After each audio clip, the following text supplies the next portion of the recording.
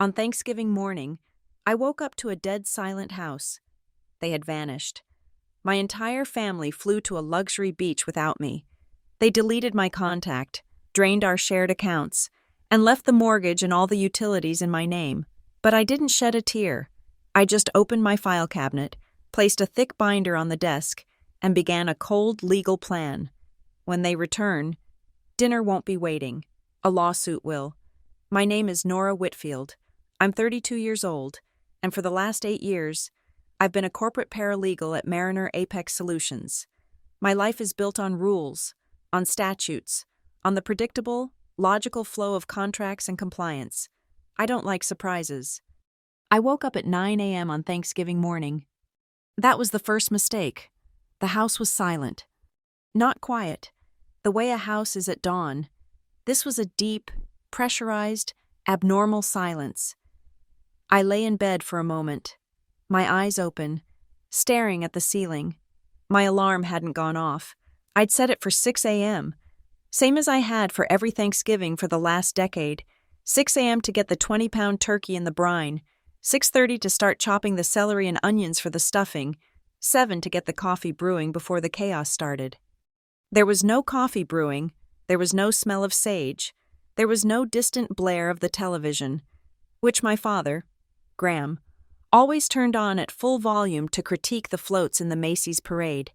There were no footsteps from the kitchen, no clanging pans from my mother, Elise. Just silence, the kind of silence that feels like a vacuum, pulling all the air out of the room. I sat up. The house, this big, sprawling suburban colonial in Maple Ridge, Colorado, felt cold. I swung my legs out of bed, my feet hitting the chilly hardwood floor. I didn't bother with a robe. "Mom?" I called out. My voice sounded strange, absorbed by the stillness. No answer. I walked into the hallway. The doors to the other bedrooms were all closed. I pushed open the first one, Hudson's room. My 34-year-old brother, the visionary perpetually between startup ideas, was a slob. His room was usually a landscape of discarded clothes, tech magazines, and empty coffee mugs. Today, it was pristine. The bed was made. The comforter pulled tight in a way he never bothered with. His laptop was gone from the desk. His charging cables, which usually snaked across the floor, were absent. A knot tightened in my stomach. I crossed the hall to Talia's room, my 22-year-old sister, the family princess, home from her expensive private college. Her room was always a cloud of perfume and glitter. Her vanity table, usually a disaster of palettes and brushes, was clear. Every bottle of expensive serum was gone. Her suitcase, the big pink one I'd bought her for graduation, was missing from its spot in her open closet. Finally, Miles, the baby. 19. His room was at the end of the hall. I pushed the door open. The glowing green light of his gaming console, usually left on sleep mode, was dark. The console itself was gone. The controllers, the elaborate headset I'd gotten him for his birthday, the 60-inch television he'd wheedled out of our parents, which I knew for a fact I had paid for on a Black Friday deal, were all missing. I walked down the stairs, my hand sliding on the banister. The house was immaculate. The living room, which I had cleaned just 2 nights before, was exactly as I'd left it. The throw pillows were still chopped. I entered the kitchen. This was where the silence became an act of aggression. The stainless steel counters were empty, wiped clean. The double basin sink was dry. The massive, heavy-duty roasting pan, the one we only used once a year, was still pushed into the back of the deep cabinet under the island. I walked to the refrigerator. I opened the door. There, on the middle shelf, sat the turkey, 20 pounds, pale and clammy in its plastic wrapper, a grotesque monument to an event that was clearly not happening. The knot in my stomach turned to ice. I looked out the kitchen window, past the deck, to the driveway. The 8-seater family SUV was gone. My hand was shaking slightly as I pulled my phone from my pocket. I opened my contacts and typed Mom. No results found. My breath hitched. I typed Dad. No results found. I frantically scrolled through my contact list, my thumb flying past work colleagues and old friends. G, H, I, Graham, Hudson, nothing. E, Elise, nothing. M, Miles, T, Talia. They were gone, all of them. They had been systematically scrubbed from my phone. My legal mind, the part of me that organizes discovery documents and flags inconsistencies, took over. I closed the contacts and opened my call log. They were sloppy. The names were gone, replaced by the raw, unfamiliar strings of digits. But the history was there. A call to Mom's number yesterday at 8:03 p.m., a call from Dad's number the day before. And then the memory hit me, so sharp and clear it made me dizzy.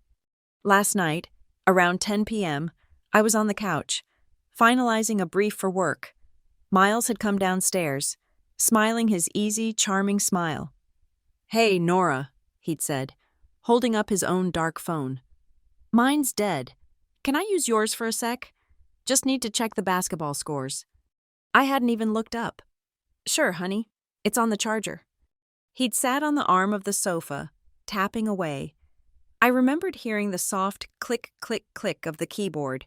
He was there for maybe 5 minutes. I remembered he'd smirked as he handed it back. "Thanks. Nuggets won." He wasn't checking scores. He was the cleaner. He was the one tasked with erasing the family from my life, and he had done it with a smile while I worked to pay for the roof over his head. My fingers flew. I went back to the contact list. They hadn't gotten everyone. They'd only deleted the immediate household. I found Aunt Ruth, my mother's sister, a notorious gossip who lived on the East Coast. I pressed call. My heart was a cold, hard drumbeat in my chest. It rang once, twice. "Nora, what a surprise! Happy Thanksgiving, honey!" Ruth's voice was breezy, too loud. And behind it, I heard something that didn't belong in her quiet New Jersey condo. I heard the crash of waves, and, faintly, the cheerful, tinny strumming of a ukulele. "Ruth," I said. My voice was flat. I was no longer a daughter or a sister. I was a paralegal conducting a deposition. "Where are you?" "Oh." Her voice hitched, the manufactured cheer instantly turning fragile. "We're just, taking a little break. The weather has been so dreadful here, so we—" "Where are you? Aunt Ruth? And where is my family?" A long, guilty silence on the line. Just the sound of the ocean, thousands of miles away. "Oh, honey," she finally whispered. "You mean you're not with them?" "Where are they?" "Maui," she said, the word rushing out in a single, apologetic breath. "They're in Maui for your parents' 30th anniversary. Elise said it was a huge family celebration, a complete surprise. I assumed you were with them. I thought you were all—" "No," I said. "I'm in Colorado, in the empty house." "Oh, Nora," she stammered. "Oh, dear. Your mother said— She said you couldn't get away, that you were on call at the firm right through the holiday. She said you insisted they go without you, that you had a huge case. The lie was so clean, so practical. I was the responsible one, the work-obsessed daughter. It was the perfect cover." And then, before Ruth could ramble on, I heard a voice in the background. It was muffled, young, and sharp with irritation. "Aunt Ruth, who is that? Are you on the phone? Is that Nora?" It was Talia. "Just hang up." Talia's voice grew louder, nearer. "Mom told you not to talk to her. Just let her stay home. God, just hang up." There was a fumbling sound. Ruth whispered, "Oh dear, I have to go, honey. I'm so sorry." I disconnected the call. I stood in the kitchen, my phone in my hand. I stared at the uncooked turkey. I stared at the clean counters. My gaze drifted to the large, white dry erase calendar stuck to the stainless steel refrigerator. My own neat, block letter handwriting from a week ago. Thanksgiving prep. The checklist was all ticked off. Pick up 20 pounds of turkey, Mon. Make brine, 2s. Buy wine, 3 reds, 2 whites, 2s.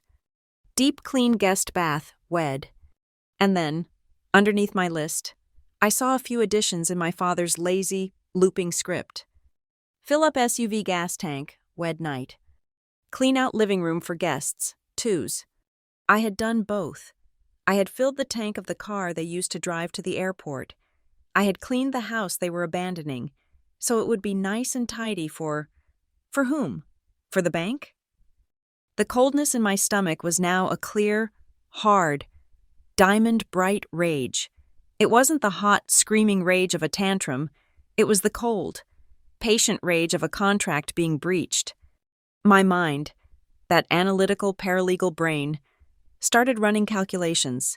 I had moved back home 6 years ago, after landing the job at Mariner Apex. The deal, as my father had presented it, was simple. I could live rent-free to pay down my student loans, and in exchange, I'd just help out with the utilities and groceries. Helping out had quickly morphed. First, it was the $1,000 a month internet and cable package that Miles needed for gaming. Then it was the $500 a month grocery bill because Talia was a gourmet cook. Then, 4 years ago, my father had sat me down, his face a mask of paternal concern. The mortgage, the variable rate, it was killing them. Just for a little while, Nora. Just until I get my new consulting gig off the ground. A little while had become a permanent fixture. For 72 months, I had transferred $2,000 on the first of every month, without fail, into my parents' joint checking account, an account labeled household. I did the math. $2,000 times 72 months. $144,000. I had paid for a significant portion of a house that was not in my name. I had paid for the utilities that were, I suddenly realized, all in my name. I had paid for the food they ate, the gas they burned, the wine they drank. I had paid for the tickets to Maui. I looked at my phone, at the blank spaces where my family used to be. There was no impulse to cry. There was no desperate urge to call them back on their unknown numbers, to beg, to scream, to ask why. The why was sitting in my bank account history. The why was on the empty vanity in Talia's room and the empty TV stand in Miles's. They weren't a family. They were a hostile entity, and I had been funding my own destruction. I did not cry. I did not scream. I walked out of the kitchen, past the pathetic, raw turkey. I walked into my small home office, the one room in the house that was truly mine. I walked to the grave 4-drawer metal file cabinet in the corner. "It's over," I said aloud. And I pulled open the bottom drawer. The bottom drawer of my file cabinet slid open with a smooth, oiled sound. It was the only drawer I kept locked. Inside, there was no miscellaneous clutter. There was just one item, a 5-inch D-ring binder, heavy and black. I heaved it onto my desk. For the past 4 years, ever since my father's temporary request for mortgage help became a permanent $2,000 monthly deduction from my finances, I had been compiling this. It started as a simple record-keeping habit, the kind of meticulous tracking my job demanded. But after the first year, when I overheard my mother telling Aunt Ruth I was happy to contribute while I was saving so much money living at home, it became something else. It became my exit strategy, my insurance policy, my quiet, obsessive act of rebellion. I opened the cover. The first page was a simple spreadsheet, updated last night. Title: Contributions to 275 Maple Ridge Property. I ran my finger down the column of dates. 72 entries, 72 wire transfers of exactly $2,000. I looked at the sum at the bottom, $144,000. I had paid that amount into a mortgage for a house my name was not on, a house I had just been abandoned in, a house that, according to the state of Colorado, I had no legal claim to. But my claim wasn't just about the house, it was about everything inside it. I flipped to the next section, movable assets and capital expenditures. This was the core of my archive. Every major purchase I had made for this household was documented, not just the bank statements, which I had, but the original store receipts, the credit card slips, the user manuals, the warranty registration cards, and most importantly, photographs. I had spent an entire Saturday 2 months ago, while the family was at one of Miles's basketball tournaments, photographing the serial number plates on every single thing I had bought. I pulled out the first page. Item 1. The 85-inch OLED television in the living room. Purchased November 25th, 2 years ago. Paid in full on my personal Amex. Serial number logged. Warranty registered in my name, at my work email address. I thought of my father watching his parades on it. Item 2. The 4-door smart display refrigerator in the kitchen. The one currently holding a 20-pound symbol of my own stupidity. Purchased July 10th, 3 years ago. Financed, 0%, on a 16-month plan, paid off, in full, by me. Serial number logged. Item 3. The industrial grade. Front-loading washer and dryer. Purchased when my mother complained the old one tore Talia's delicate fabrics. Paid in full. Serial number logged. Item 4. The Breville Oracle Touch espresso machine. A $1,000 birthday gift to myself that the entire family had co-opted. Serial number logged. Item 5. The Mesh Wi-Fi router system. 6 nodes. Blanketing 5,000 square feet of house with high-speed internet. My name, my account. Item 6. The entire smart home security system. The doorbell camera. The 2 floodlight cams in the back. The smart locks. All purchased by me. All installed by me, all administered by me. The list went on for 12 pages. The ergonomic desk chairs, the standing desk in Hudson's room he never used, the high-end patio furniture, the Persian rug in the dining room. I was methodical. I took a fresh legal pad and started a new list, creating a master inventory for the movers. Then, I opened my laptop. The house was still dead silent. The only sound was the clicking of my keys. My rage was a productive, efficient engine. There was no grief. Grief was a luxury I couldn't afford. This was a hostile dissolution of assets. I opened a blank spreadsheet. I created columns. Item description, purchase date, vendor, credit card used, last 4, serial number, warranty status, estimated current value. I populated it with the data from my binder. It was beautiful. It was clean. It was undeniable proof of ownership. This wasn't a messy family squabble over heirlooms. This was a documented recovery of secured assets. Next, I opened my email. I drafted a new message. To M. Halverson at Colorado Legal Services, org, subject, urgent procedural query, recovery of chattel property. Dear Ms. Halverson, I hope this message finds you well. Despite the holiday, my name is Nora Whitfield. You and I spoke on a pro bono panel for Mariner Apex last spring regarding tenants' rights. I am writing today in a personal capacity to request a point of clarification on Colorado civil procedure.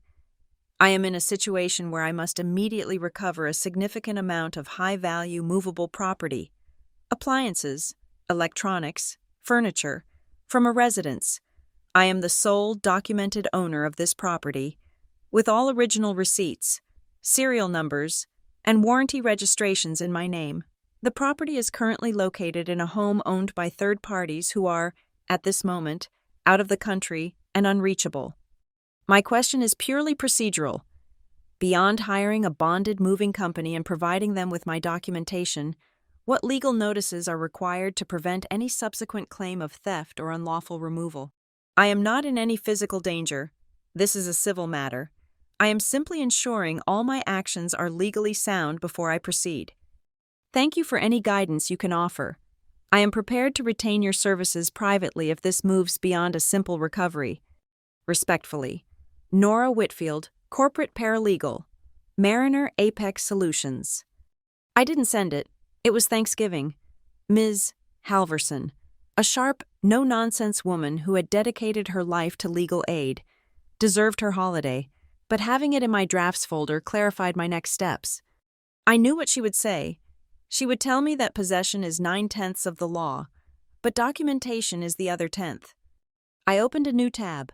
I searched for Colorado UCC-1 financing statement. At my firm, I dealt with UCC filings constantly. They were liens. Simple notices filed with the Secretary of State to alert the world that you have a security interest in a piece of property that isn't real estate. A bank files one when you get a car loan. I was filing one against my parents. I downloaded the form. It was simple. Debtor: Graham Whitfield, Elise Whitfield. Secured party: Nora Whitfield. Collateral: 1 Samsung 85. Television, serial: 1 LG 4-door refrigerator, serial: 1 Breville Oracle espresso machine, cereals. If they tried to sell the house with my appliances in it, or if they tried to take out a loan against them, my name would pop up, a red flag tied to their assets. It was a $20 filing fee that would cause them tens of thousands in headaches. I filled it out and saved the PDF, ready to file online the moment the holiday ended. Next, I drafted a notice of interest. This was a softer, less formal document, but useful. A simple, notarized affidavit stating that I, Nora Whitfield, had contributed $144,000 to the mortgage of 275 Maple Ridge, and that I may seek to recover this contribution via a constructive trust or other legal remedy. It wasn't a lien, but I could file it with the county recorder.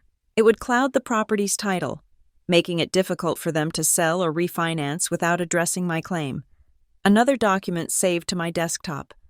My mind was clear. The panic was gone, replaced by a cold checklist. Check utilities. I logged into the Excel Energy portal. The account for 275 Maple Ridge was in my name, Nora Whitfield. The automatic payments were drawn from my primary checking account. I logged into the Maple Ridge Water District portal. My name, my account. I logged into the cable/internet provider, my name, my account. They hadn't just abandoned me. They had abandoned me with all the liability.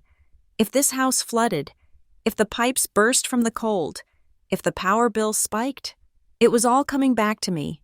They had left me holding the bag, a bag that cost over $600 a month just to keep inflated. I smiled, a thin, cold smile. If it was my liability, it was my control. Finally, I opened the app for the security system, the one with the blue bell icon. I tapped it, my heart pounding just once, hard. Had they been smart enough to change the password? Had Miles, in his phone-wiping spree, thought to log me out? The app opened. It went live. I was staring at a high-definition video feed of my own empty front porch. Welcome, administrator. I was in. I was still the admin. They hadn't even thought of it.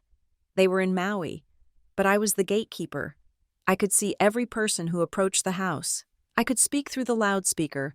I could lock and unlock the front door from my phone, and I could access all the recorded footage from the last 30 days.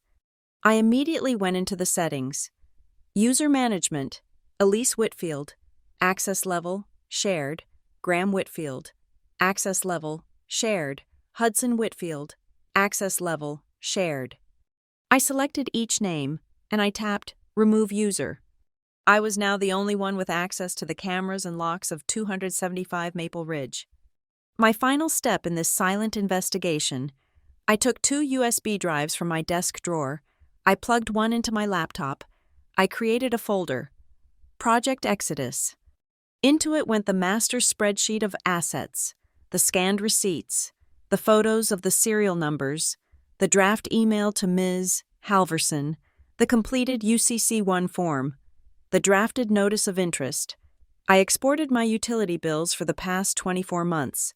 I exported the complete video log from the security system for the past week, which clearly showed them all leaving in the SUV, suitcases in hand, at 4:30 a.m. this morning. I copied the folder onto the first USB drive. I ejected it. I copied the folder onto the second USB drive. I ejected that one and put it in my pocket. The first one was going into my bank's safe deposit box tomorrow morning. Now, I could act. I picked up my phone. I Googled Emergency Movers Denver. The first result was North Star Priority Moves. No notice, holiday and weekend specialists, bonded and insured, I called. A man with a gravelly voice answered. North Star. I need an emergency move, I said, my voice all business. Today, or first thing tomorrow. Holiday rates are triple, ma'am. That's fine, I said. I need a crew at 275 Maple Ridge at 8 a.m. tomorrow. I have approximately 1 large living room set, 3 large appliances, and several miscellaneous large furniture items. Everything is pre-documented. It's a clean extraction, no packing of boxes, just the large items. You got it. 8 a.m. It'll be a 4-man crew. I gave him my credit card for the deposit. It was done. One last call. I looked up Harbor View Lofts, a new high-rise downtown, near my office. They had been advertising immediate move-in specials on micro studios. A perky voice answered the leasing line. I need a studio, I said. Today, I'm a paralegal at Mariner Apex. My credit is over 800, and I have the deposit and first month's rent ready to wire. There was a pause. Well, we're technically closed. I'll pay the $1,700 a month rate for a 12-month lease, I said, and I'll sign the papers digitally in the next 10 minutes. The perky voice turned professional. Send me your email. I'll get you the application link and the code to the lockbox for Unit 14B. Welcome to Harbor View. By noon on Thanksgiving Day, I had a new home. By 1 p.m., my binder was packed, my laptop was shut down, and my plan was in motion. I walked into the kitchen, grabbed the raw turkey from the fridge, and dropped it, plastic wrapper and all, directly into the trash can. I spent the remainder of Thanksgiving Day in my new, empty studio. I didn't unpack. I sat on the cold quartz countertop, my laptop open, my phone charging, and I ate lukewarm takeout from a Thai place that was mercifully open. I wasn't celebrating. I was marshaling my resources. I slept for 4 hours on a yoga mat, my mind too sharp and clear for rest. At 7:55 a.m. the next morning, I was back at 275 Maple Ridge. The neighborhood was dead. A few houses still had Thanksgiving inflatables sagging on their lawns. At 8 a.m., precisely, a massive blue truck bearing the logo, North Star Priority Moves, turned the corner and backed slowly into the driveway. A man in a heavy-duty canvas jacket dropped from the cab, clipboard in hand. He looked like he hadn't slept, but his eyes were professional. Nora Whitfield? He asked. I am, I said. Stepping out of my own car, I held up my black binder. This is the asset inventory. Everything is cataloged. I have photos of the serial numbers for verification. I will direct your crew to the specific items. Nothing else is to be touched. Your team is bonded, correct? He raised an eyebrow, impressed or perhaps just tired. Yes, ma'am. Bonded and insured. My name is Marcus. You just point the way. We're on the clock. We start in the living room, I said, unlocking the front door. I had disarmed the security system from my phone. The house was cold. The air was stale. The stench of the raw turkey I had thrown in the garbage bin was just beginning to permeate the kitchen. The 4-man crew moved with an efficient, quiet energy. They laid down runners, protected the door jambs. The television first, I instructed, pointing at the wall. 2 men began the delicate process of unmounting the 85-inch screen. As they lifted it from the wall bracket, I stepped forward. Hold, please. I pulled out my phone. I aimed the camera at the specification sticker on the back of the panel. I took a clear, high-resolution photo of the model number and the serial number. Then I opened my binder to Tab A. Section 1. I ran my finger across the printed spreadsheet. Serial number 824GH ends in 99B. We are clear. Marcus nodded, a small, grim smile. You got it, boss. They wrapped the screen in heavy blankets and moved it out. The living room wall looked naked. A blank space defined by a tangle of HDMI cables that I had also paid for. I unplugged them and coiled them neatly. They were coming with me. The kitchen, I said, leading the way. The crew's eyes widened slightly when they saw the 4-door smart refrigerator. This is the primary asset, I said. I prepped it last night. The water lines are locked and drained, and the ice maker is empty. It's on appliance dollies. It's a beast, one of them muttered. Yes, it is, I said, as they carefully maneuvered it out of its alcove. I repeated the process. I opened the right-hand door, found the plate. Phone, please, I said, and took the photo. I cross-referenced the binder. Serial number matches. Clear to move. The gaping hole it left in the custom cabinetry was ugly. It exposed unfinished drywall and the water line I'd paid a plumber to install. I felt nothing except a cold satisfaction at the void. We continued. I was a general dispatching units. My binder the battle plan. The espresso machine and grinder on the counter, they are boxed. Take them. I had found the original packaging in the attic, another small act of obsessive foresight. I'd already photographed their serial numbers. The 6-node mesh Wi-Fi system. There is one unit here, one in the living room, one in the master, one in Hudson's office, one in Miles's room, and one in the basement. Only take the nodes. They are all white, cylindrical. I went room to room with one of the movers, unplugging my connectivity. As I took the node from Hudson's office, I glanced at the standing desk I had bought him, the one he claimed was essential for his ergonomics. Add this to the list, I told the mover. The black standing desk and the high-back ergonomic chair.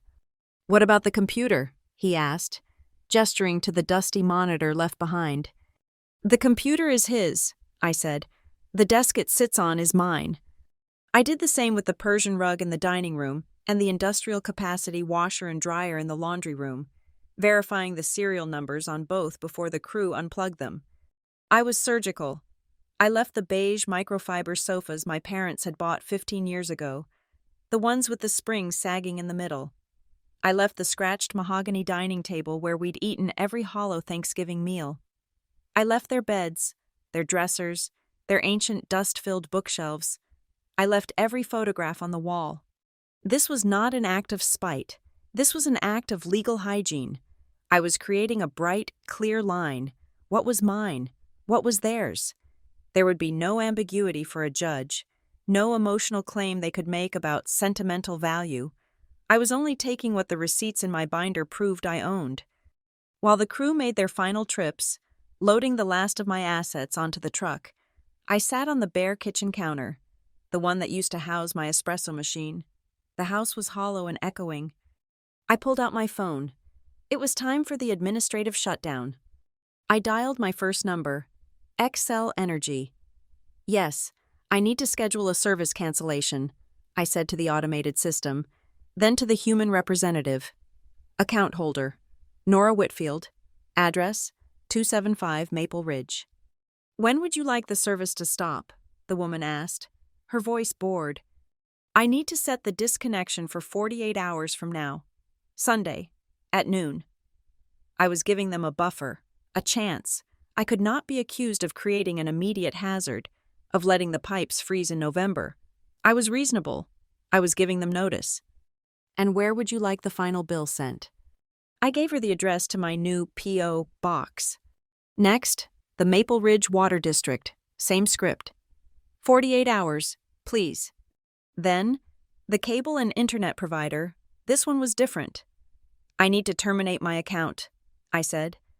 We have some great new offers for loyal customers. I am not interested in offers. I am terminating my account, effective immediately. I am the account holder, and I have the least modem equipment in my possession right now.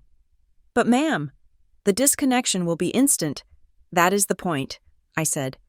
Please confirm the termination. The modem in my hand, which I'd unplugged from the wall, went dead. The house's last link to the outside world, save my phone, was severed. Next, I opened my banking app. I navigated to Bill Pay.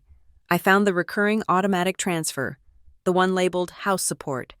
Amount, $2,000. Next payment, December 1st. I tapped Delete Payment. A pop-up asked, Are you sure? I pressed Confirm. The flow of cash was stopped. Then, I opened the USPS website on my phone. Change of address. I filled out the form, routing all mail for Nora Whitfield at this address to my P.O. box. My final digital act. I tethered my laptop to my phone's hotspot. I navigated to the Colorado Secretary of State's online filing portal. I had created an account years ago for my work. I selected File a New Document, UCC1 Financing Statement. My fingers flew across the keys. Debtor 1, Graham Whitfield. Debtor 2, Elise Whitfield. Secured party, Nora Whitfield. Collateral description. This filing covers a security interest in the following specific assets, identified by serial number, located at 275 Maple Ridge. 1. Samsung 85-inch television, serial. 1. LG 4-door refrigerator, serial. 1. Maytag industrial washer, serial. 1. Maytag industrial dryer, serial. I attached the scanned PDFs of the primary receipts.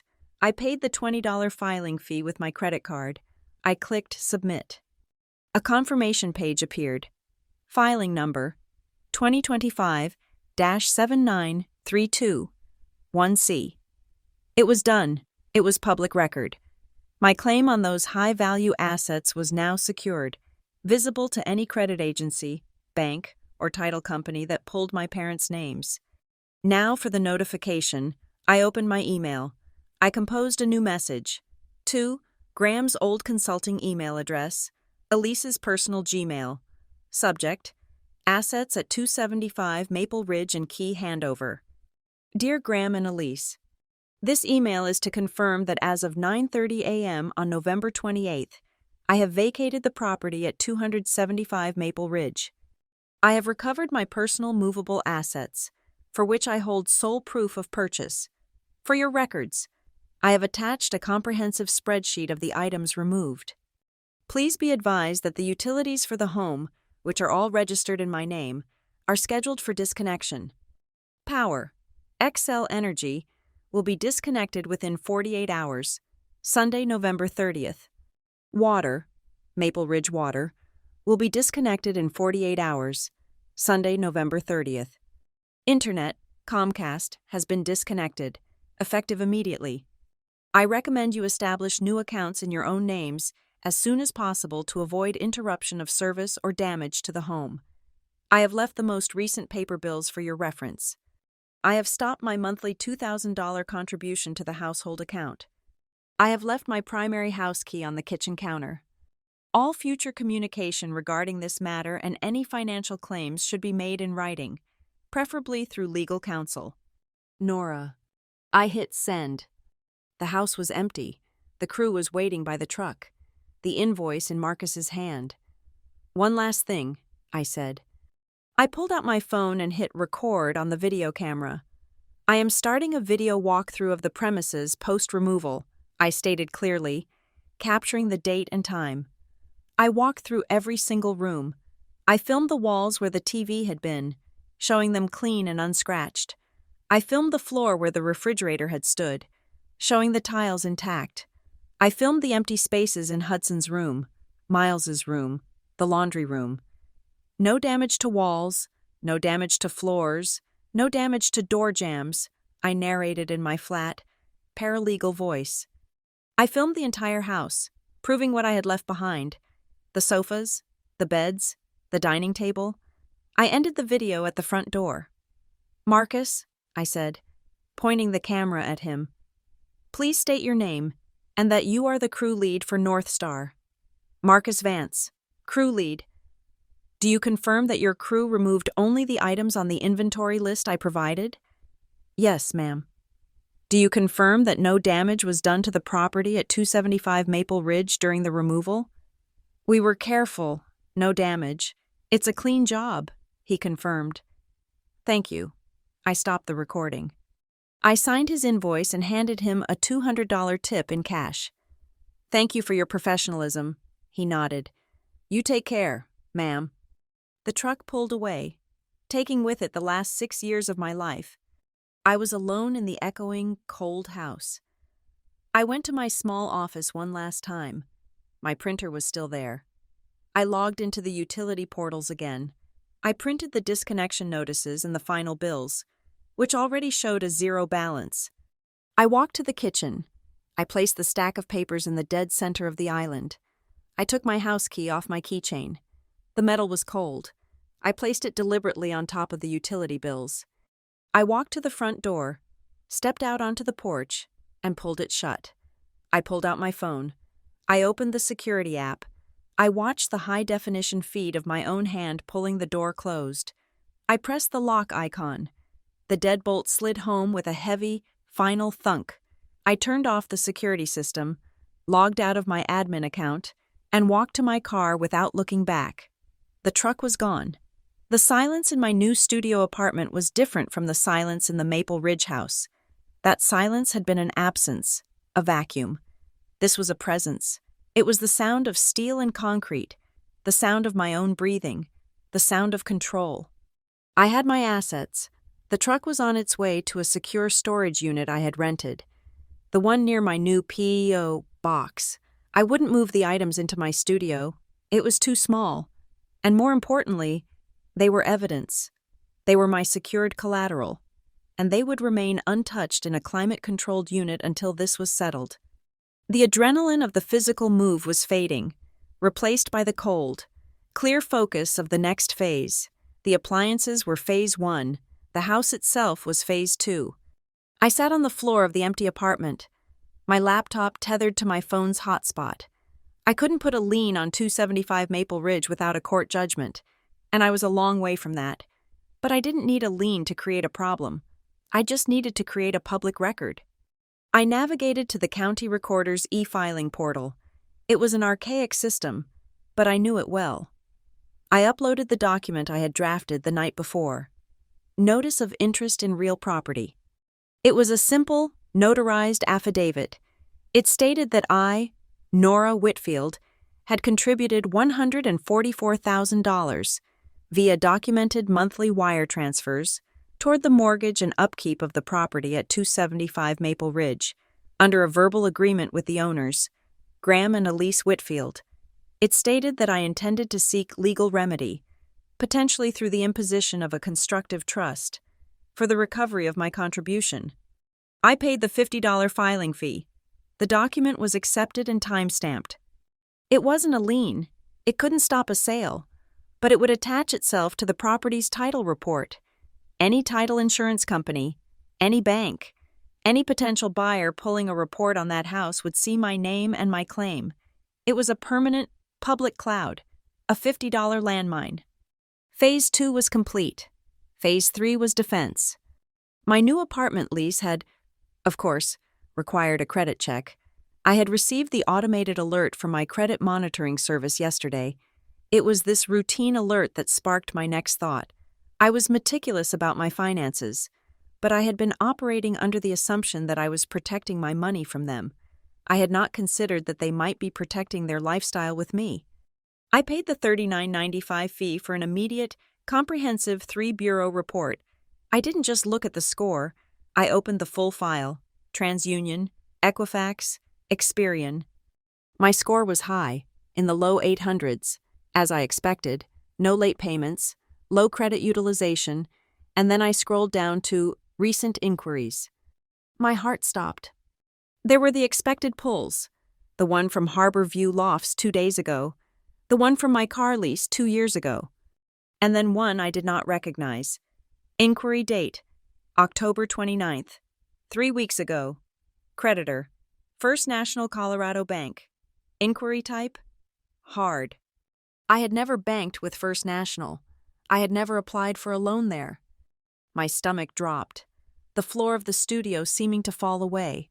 I scrolled down, past my active accounts, to the section marked New Accounts. My breath caught in my throat. Account type: revolving credit line. Creditor: First National Colorado Bank. Date opened: November 10th. Credit limit: $50,000. Current balance: 0. Account status: pending disbursement. It was a HELOC, a home equity line of credit. They had taken out a $50,000 loan against the house. But that didn't explain why it was on my credit report. A loan taken out by my parents, even on a house I lived in, wouldn't appear on my file unless my name was on the loan. My blood ran cold. The Maui trip, the timing. It wasn't just a vacation, it was a celebration, funded by fraud. I searched my primary email, nothing. I searched my spam folder, nothing. They were sloppy, but not that sloppy. They wouldn't have used an email address I checked daily. I logged into my old, dormant college email account, the one I kept active only for alumni newsletters and junk. I typed First National into the search bar. One result, dated October 30th, from FNCB Secure Docs at First National Co. Com, subject, action required, your home equity application documents. My hands were shaking. I clicked the link. The secure portal was, incredibly, still active. It had been set up with a password I recognized, our old family dog's name and my mother's birthday. Welcome, Graham, Elise, and Nora Whitfield. I navigated to Submitted Documents. I clicked Application Package, PDF. My eyes scanned the pages, my full name, my correct social security number, my date of birth, and then I saw the income section.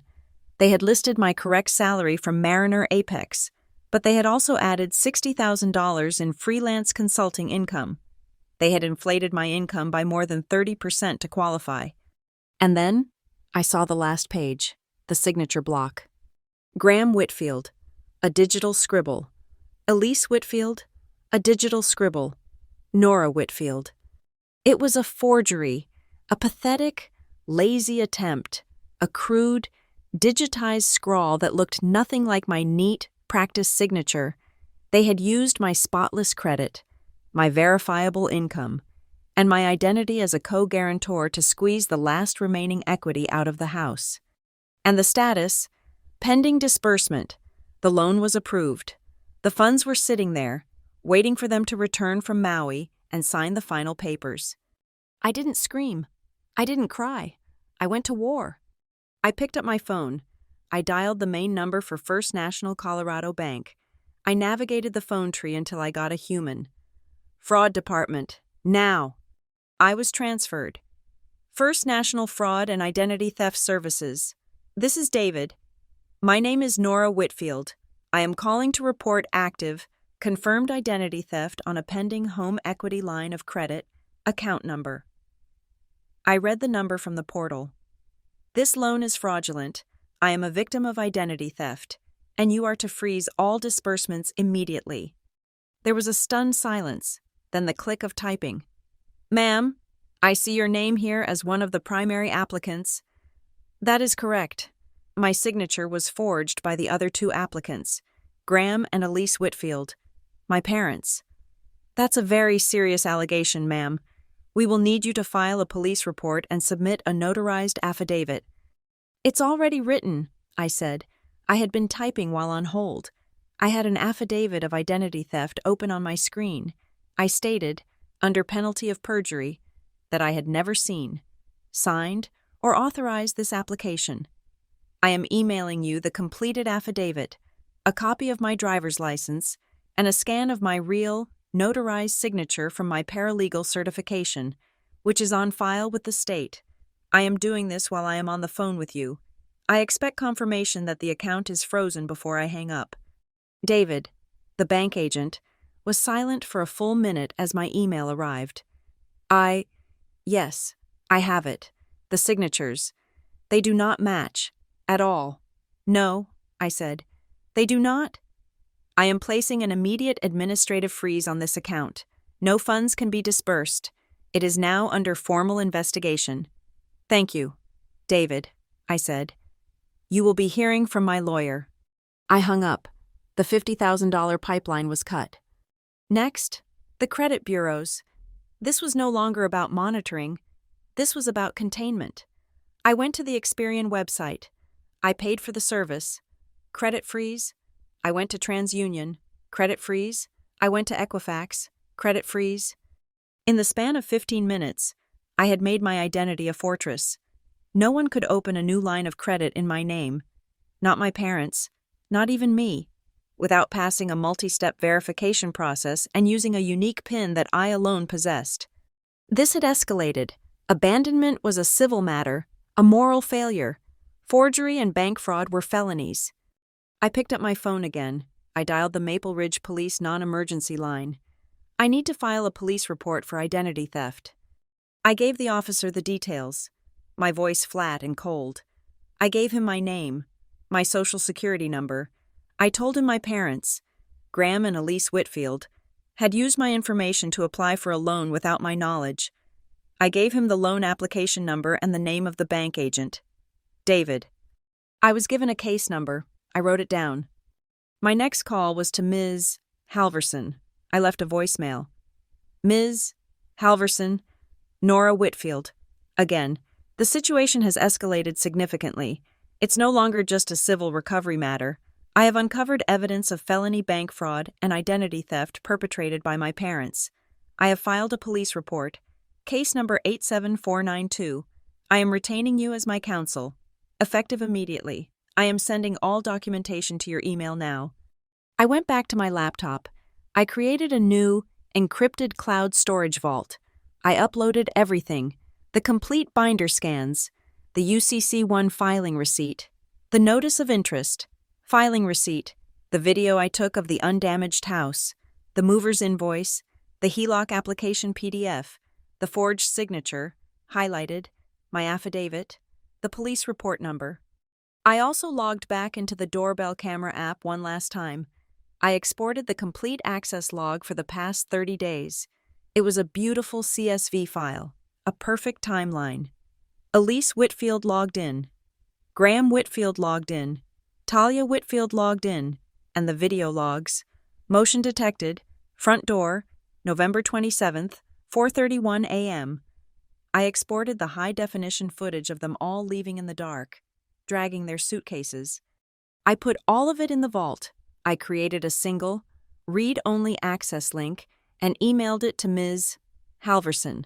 My case was now duplicated, backed up, and in the hands of my lawyer. Now, I had to protect my new life. My P.O. box was my only mailing address. My new apartment lease was invisible. I had convinced the leasing office, given my paralegal background and spotless credit, to let me sign the lease under a single-member LLC I had formed years ago for freelance work. My name was not on the doorbell. They could not find me. I created a new, sterile Gmail account. Nuao, legal, correspondence@gmail.com. I sent one last email to my parents, my siblings, and Aunt Ruth. Subject: Future Communication Protocol. Do not contact my personal phone, work phone, or personal email. They are all blocked. All future communication regarding the dissolution of assets at 275 Maple Ridge, my financial contributions, or the fraudulent HELOC application, Police Case 87492, must be directed, in writing, to my legal counsel, Ms. Halverson, or this email address. Any attempt to contact me directly will be considered harassment and reported to the authorities. I was done talking. My final move was to protect my career. They were criminals. They were also desperate. Desperate people do stupid things, like show up at your office. On Monday morning, I scheduled a 15-minute meeting with Sarah Jenkins, the head of HR at Mariner Apex Solutions. Sarah, I said, sitting in her glass-walled office. I kept my voice professional, detached. I am proactively reporting a potential security risk. I am in a severe, non-negotiable legal dispute with my family. The dispute involves significant financial fraud, including identity theft, and I have an active police report. I didn't need to give her the details. I needed to give her the risk assessment. I have no reason to believe they would be violent, but I assess them as desperate and unpredictable. There is a non-zero chance one of them may attempt to contact me here or create a scene in the lobby in an attempt to harass or intimidate me. Sarah's face was stone. I understand. Thank you for the proactive disclosure. Who are they? Graham, Elise, Hudson, Talia, and Miles Whitfield. I can provide photos for building security. That would be helpful. Consider it done. Nora, they will not be permitted past the front desk. She paused. Do you need access to our employee assistance program? No, Sarah, I said, standing up. I have a lawyer. That will be sufficient. The last step was the public front. I knew Talia and my mother lived their lives on social media. I logged onto my own, rarely used accounts. I didn't block them. Blocking is an emotional response. It shows you're angry. I simply locked everything. I changed my profile pictures to the default gray avatars. I made all my posts private. I disabled comments. I became a ghost. By Monday afternoon, my defenses were complete. The money was frozen. My credit was locked. The police were notified. My lawyer was armed. My job was secured. My location was hidden. They were still in Maui, probably drinking Mai Tais on a beach, celebrating their $50,000 windfall. They were completely unaware that they weren't returning to an empty house. They were returning to a crime scene, and I was no longer the victim. I was the chief witness for the prosecution. I had been in my new studio for 8 days. 8 days of silence. I went to work at Mariner Apex. My colleagues, unaware of the fracture in my life, shielded by the professionalism I had cultivated for years. I came home to my empty apartment, ate takeout on the floor, and reviewed my legal case. I slept on an air mattress I had bought, the thin plastic crinkling every time I moved. It was the most peaceful sleep I'd had in a decade. The call came on a Tuesday night, just after 7 p.m. I was organizing my new, small kitchen. My phone, which had been blissfully quiet, buzzed on the counter. The caller ID read, Maple Ridge Police. I wiped my hands, took a deep breath, and answered. My voice was level. This is Nora Whitfield. Ms. Whitfield, this is Officer Cardenas with the Maple Ridge PD. We are at 275 Maple Ridge Drive. The homeowners have reported a burglary. A strange, cold sensation moved through me, not fear, anticipation. Officer Cardenas, I said, my voice calm and clear. There has been no burglary at that address. My name is Nora Whitfield.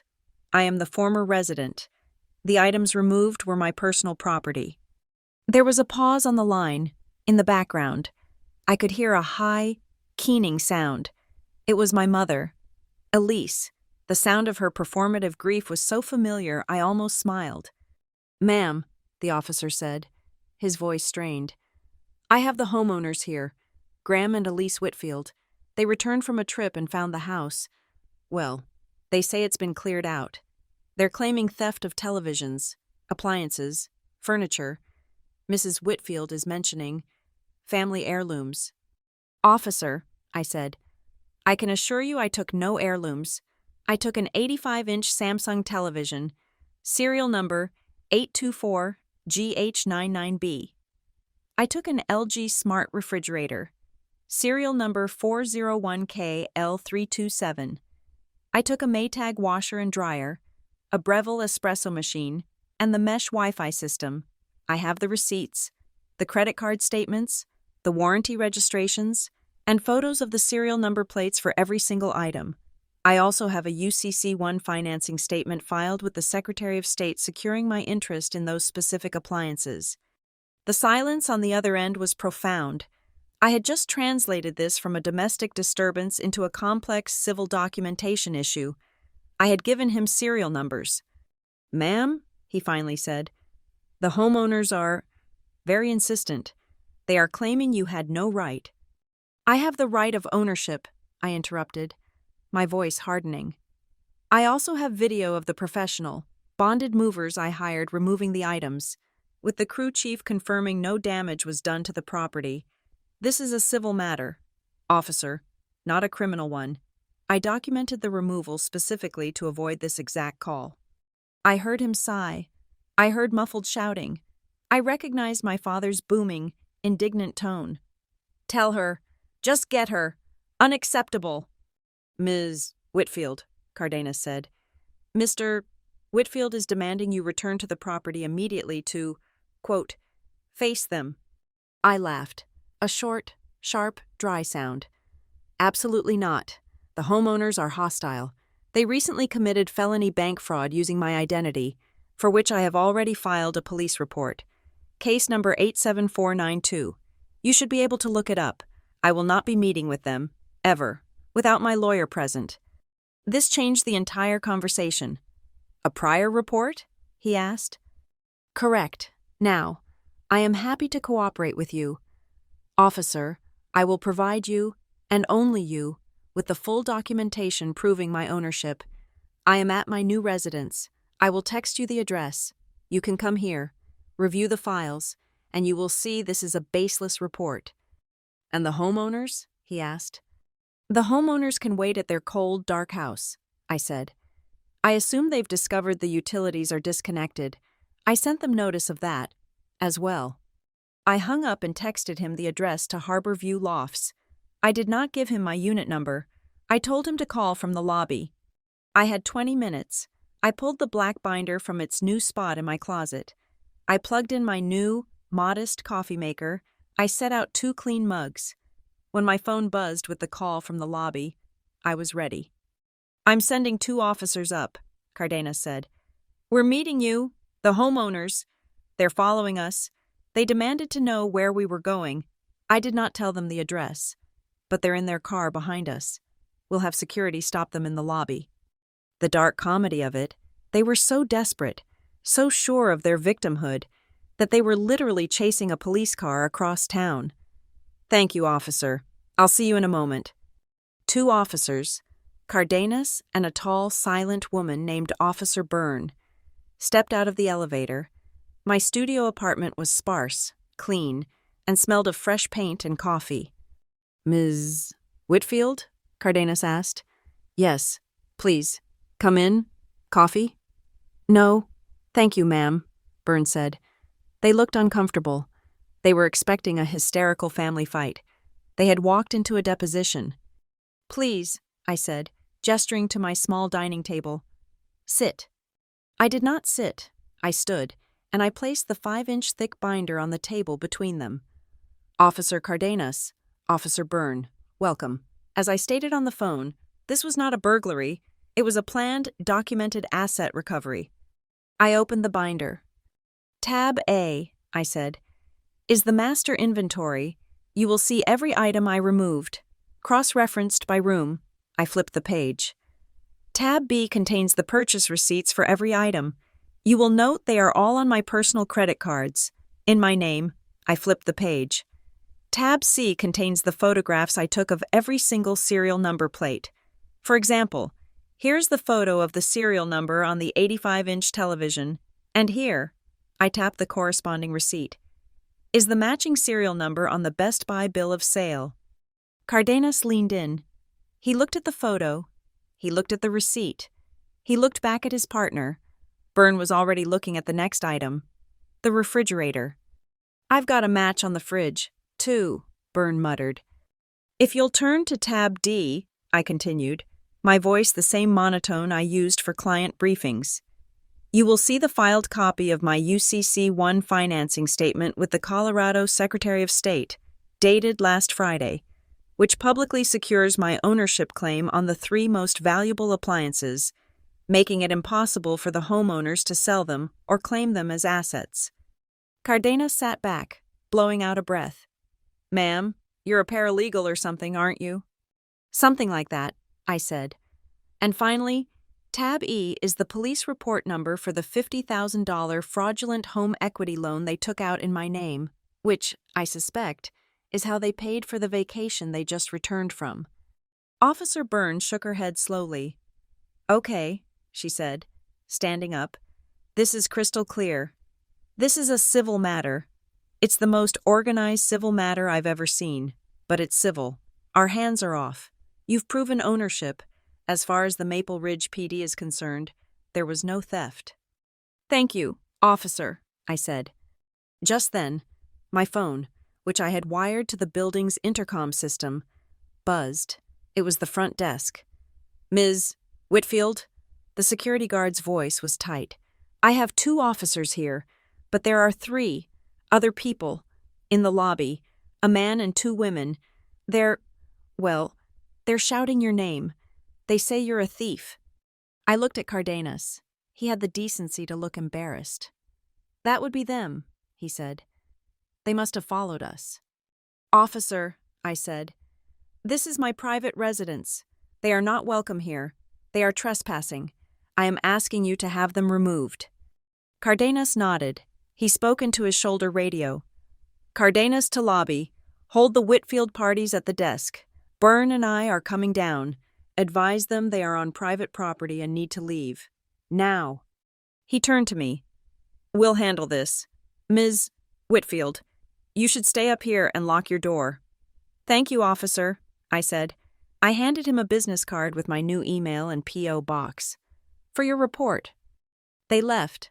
I locked my deadbolt. I walked to my window. My studio was on the 14th floor. I couldn't see the entrance, and I was grateful for it. I stood there, listening to the quiet hum of my new, small, empty refrigerator. 5 minutes later, my personal cell phone rang. It was an unknown number. I let it go to voicemail. It rang again, immediately, a different unknown number, and again, and again. Then the texts started.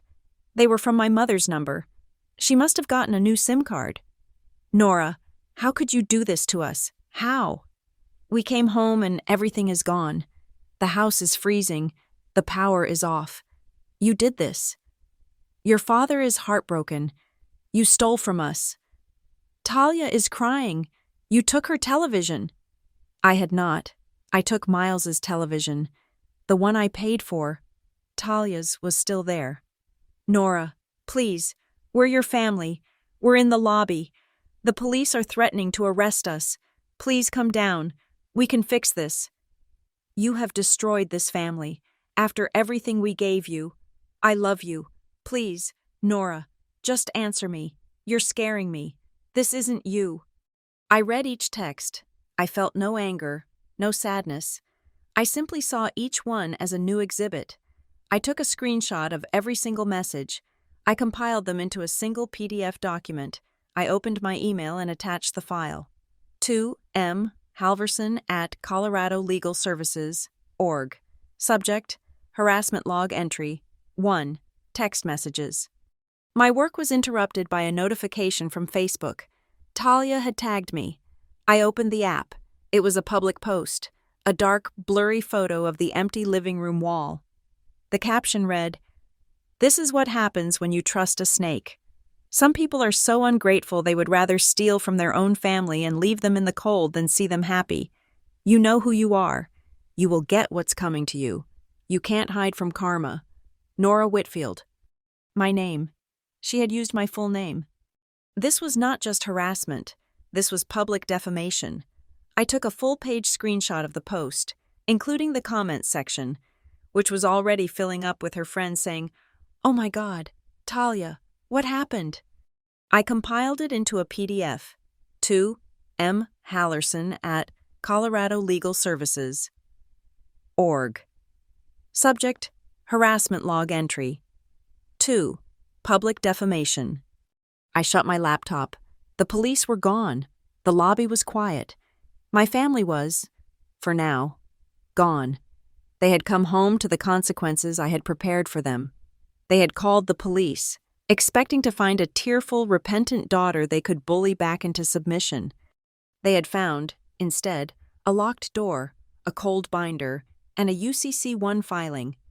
I went to my air mattress. The adrenaline was gone. I was just tired. But as I lay down, I realized the wail of police sirens I heard in the distance wasn't for me. It was just the sound of the city, and I was, for the first time in my life, completely, wonderfully, and legally safe.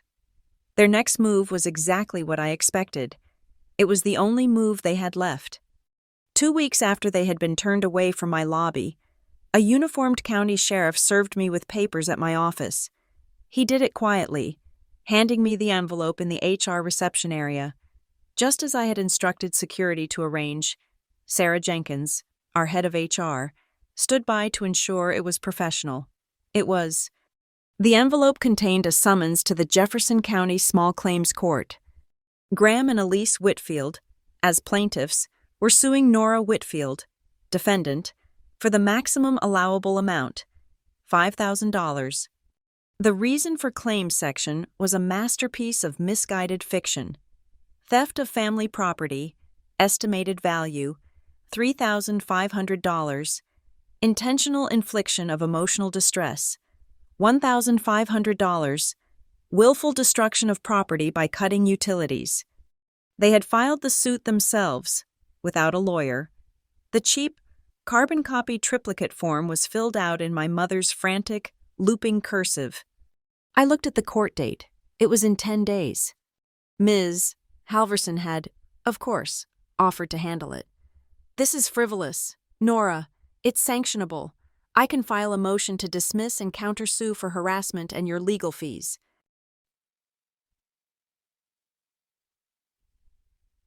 I said to her over the phone, pacing my small studio. This is small claims. Lawyers aren't necessary. And frankly, I don't want you there. This isn't a legal battle. This is an administrative hearing, and it's mine. She was silent for a moment. You are my favorite kind of client. Nora, and also the most terrifying. What do you need from me? Just the certified letter from the bank, I said. The one confirming the HELOC fraud. I want the original, on their letterhead. Everything else, I already have. For the next 10 days, I prepared. I didn't prepare a defense. I prepared a presentation. I took my 5-inch binder and created a new, slimmer, 2-inch version labeled Court Exhibits. Every page was in a plastic sleeve. Every tab was color-coded. I made 3 copies. One for me, one for the plaintiffs, and one for the judge. The morning of the hearing, I dressed as if I were giving a presentation to the board at Mariner Apex. A dark navy blue suit, a simple white shell, low heels. My hair was pulled back in a severe, tight bun. I wore no jewelry except for a simple watch. I walked into the small claims courtroom at the county courthouse. It was exactly as I'd pictured it, fluorescent lights humming overhead, cheap wood veneer paneling, and the smell of stale coffee and anxiety. They were already there. It was the first time I had seen them since Thanksgiving morning. My father, Graham, was wearing a suit that was one size too large for him, trying to look like a respectable patriarch. My mother, Elise, was dressed in a muted gray sweater, her face pale and pinched, as if she were attending a funeral. And Talia, she was there, too. Slumped in the back row, wearing sunglasses indoors and furiously texting, radiating resentment. Hudson and Miles, I noted, were absent. The men of the family had likely been dispatched to find work. They saw me. My father's eyes narrowed. My mother flinched, a small, theatrical gasp, and looked away. Talia just lowered her sunglasses, stared at me with pure venom, and then went back to her phone. I did not acknowledge them. I sat on the opposite side of the aisle, in the front row, placed my briefcase by my feet, and opened my laptop. I began to review my notes, as if I were waiting for a morning meeting to begin. All rise, the bailiff called. The Court of Small Claims, Jefferson County, is now in session. The Honorable Judge Althea Morrison presiding. Judge Morrison was a woman in her 60s, with sharp eyes and an expression that signaled she had zero patience for nonsense. She ran through the first few cases, a landlord-tenant dispute, a dry cleaner bill, with brisk, impatient efficiency. Then she called our names. Docket number 2025SC93, Whitfield versus Whitfield. My family and I moved to the 2 tables at the front. They sat at the plaintiff's table. I sat, alone, at the defendant's. Mr. Whitfield, Mrs. Whitfield, the judge said, not looking up from the file. I see here you are suing Ms. Nora Whitfield for $5,000 for theft and emotional distress. Please state your case. My father stood up. He clutched the sides of the lectern. He was a natural performer, and he had rehearsed. Your Honor, he began, his voice thick with a carefully crafted sorrow. We are a simple family. We love our daughter. We gave her a home for 6 years, rent-free, so she could save money. He paused, for effect. We went on a family trip, Your Honor, for our 30th wedding anniversary, a trip our daughter knew about. We came home, and she was gone. The house was empty. She had taken everything. My mother produced a small tissue and dabbed at her dry eyes. The television, the large refrigerator, the washer and dryer, family items we had all shared. She left the house cold. She cut the power, the water, in the middle of November. The pipes nearly burst.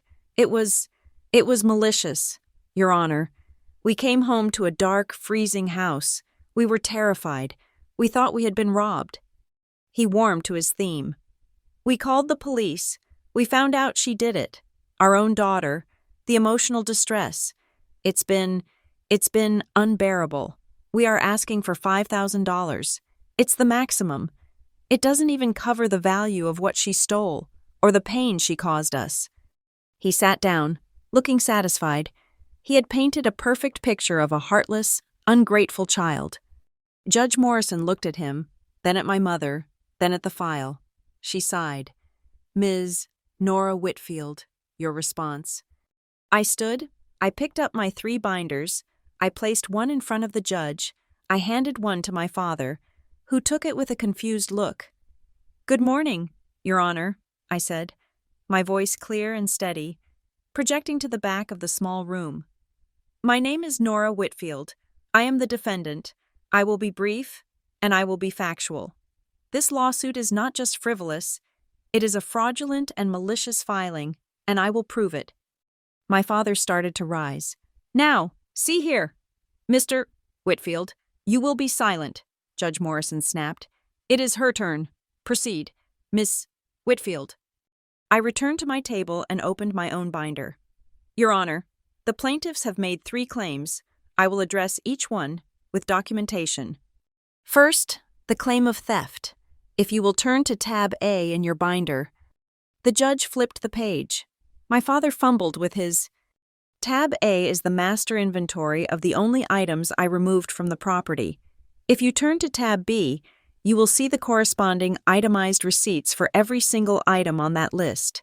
You will note they are all in my name, paid from my personal credit cards. Tab C contains photographs of the serial number plates for the major items, which you can cross-reference with the receipts in tab B.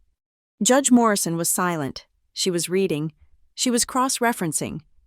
If you will now turn to tab D, I continued, you will see a copy of a UCC-1 financing statement filed with the Colorado Secretary of State on November 28th, the day I moved the items.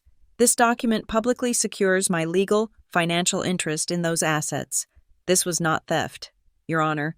It was a documented recovery of my own property. The judge nodded slowly, absorbing the information. I see. You've been thorough. I am a paralegal, Your Honor. Go on, she said. Second, the plaintiffs claim I abandoned them and maliciously cut the utilities. This is false. If you will turn to tab E. I waited as she turned the page. Tab E is a copy of the formal demand letter I emailed to the plaintiffs on the morning I vacated. It provided them with a list of the assets I was recovering. It also explicitly notified them of the status of the utilities. If you will turn to tab F, you will see why. I could hear my mother's breathing quicken. Tab F is a collection of utility bills for 275 Maple Ridge for the last 48 consecutive months. That is 4 years of bills. You will note the account holder for the power, the water, and the internet is one person, Nora Whitfield. I was not cutting off their utilities. I was closing my own accounts after I had vacated the premises. I even provided them with a 48-hour grace period to open accounts in their own names, a courtesy I was not legally required to extend. Judge Morrison looked up from the binder, her eyes fixed on my father. Mr. Whitfield, were these utilities not in your name? Graham sputtered. Well, she offered to contribute. That's not what I asked, the judge said, her voice like ice. Were you, as the homeowner, paying for power, water, or internet at any time in the last 4 years? It was a family arrangement, my father blustered. It was a financial arrangement, Your Honor. I interjected.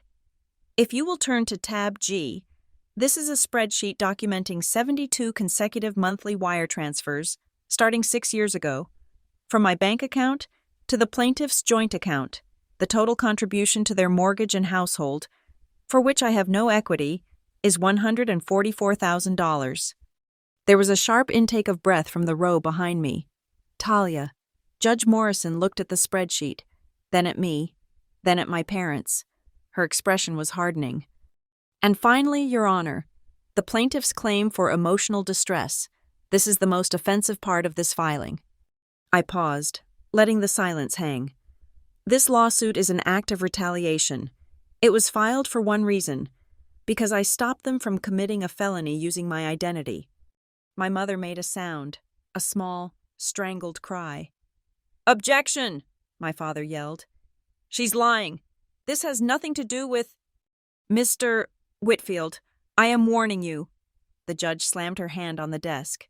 "You will sit down and be quiet, or I will have you removed for contempt." "What are you talking about, Ms. Whitfield?" "Please turn to tab H, Your Honor. The final tab." My voice was cold, deadly. Tab H is a certified letter from First National Colorado Bank's fraud department. It confirms that on November 10th, a $50,000 home equity line of credit was approved for the plaintiffs. It also confirms the loan was co-guaranteed by me, Nora Whitfield, using my forged digital signature and fraudulent income statements.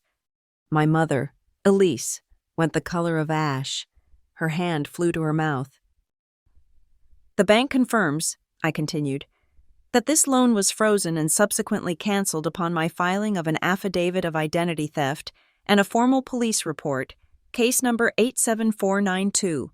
The plaintiffs, who were in Maui at the time, discovered this upon their return. They were unable to access their $50,000. 2 days later, they filed this $5,000 lawsuit against me." I closed my binder. "This is not a family dispute, Your Honor. This is a documented, procedural recovery of my own assets, followed by a retaliatory, bad faith lawsuit from 2 people who attempted to defraud a bank by forging my signature. I am asking you to dismiss their claim with prejudice." I sat down. The courtroom was silent. Judge Morrison stared at my parents.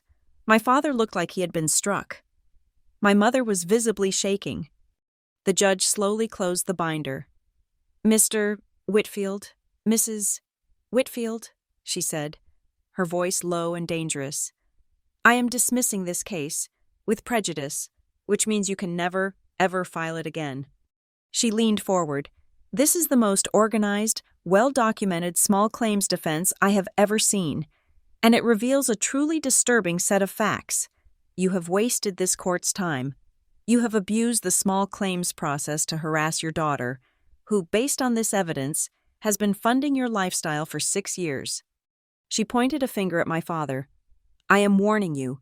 This claim is frivolous. If Ms. Whitfield had retained counsel, I would be granting a motion for sanctions, and you would be paying every dollar of her legal fees." Then, she looked at my mother. "And let me be perfectly clear. Mrs. Whitfield, forging a signature on a bank loan application is not a family matter. It is a federal crime. It is identity theft. It is bank fraud. You should be grateful your daughter has not pursued criminal charges." My mother let out a small sob. "The fact that you would come into my courtroom, under oath, and claim emotional distress when you yourselves are the perpetrators of financial fraud is, frankly, appalling." "Case dismissed," she said, and the gavel cracked like a gunshot. I stood. I calmly packed my laptop into my briefcase. I closed my binder. My father was staring at me, his face purple. My mother was weeping into her hands. I turned and walked to the aisle. As I passed the back row, I saw Talia. She was frozen, her sunglasses off, her face pale. She, too, understood. She had seen the entire foundation of her life exposed as a fraud. I walked out of the courtroom doors. The hallway was brightly lit. A man in a cheap suit with a press badge for the Maple Ridge Monitor was standing there, looking expectant. He must have seen the filing. "Whitfield v. Whitfield," and hoped for a juicy family drama. He saw my face, saw the binders my parents were now carrying as they stumbled out of the courtroom, and he started toward them. "Mr. Whitfield, can you comment on the fraud allegations?" Talia saw the reporter, and she literally ran down the hall in the opposite direction. her heels clacking on the linoleum. I did not stop. I did not give him a quote. I walked past him, out the courthouse doors, and into the cold, clean November air. My phone buzzed in my pocket. It was an email, not from my family. It was from David, the agent at First National Bank. Subject: Official confirmation. Dear Miss Whitfield, this email is to provide official written confirmation that the fraudulent HELOC application 994B, opened under your name and social security number, has been formally and permanently canceled.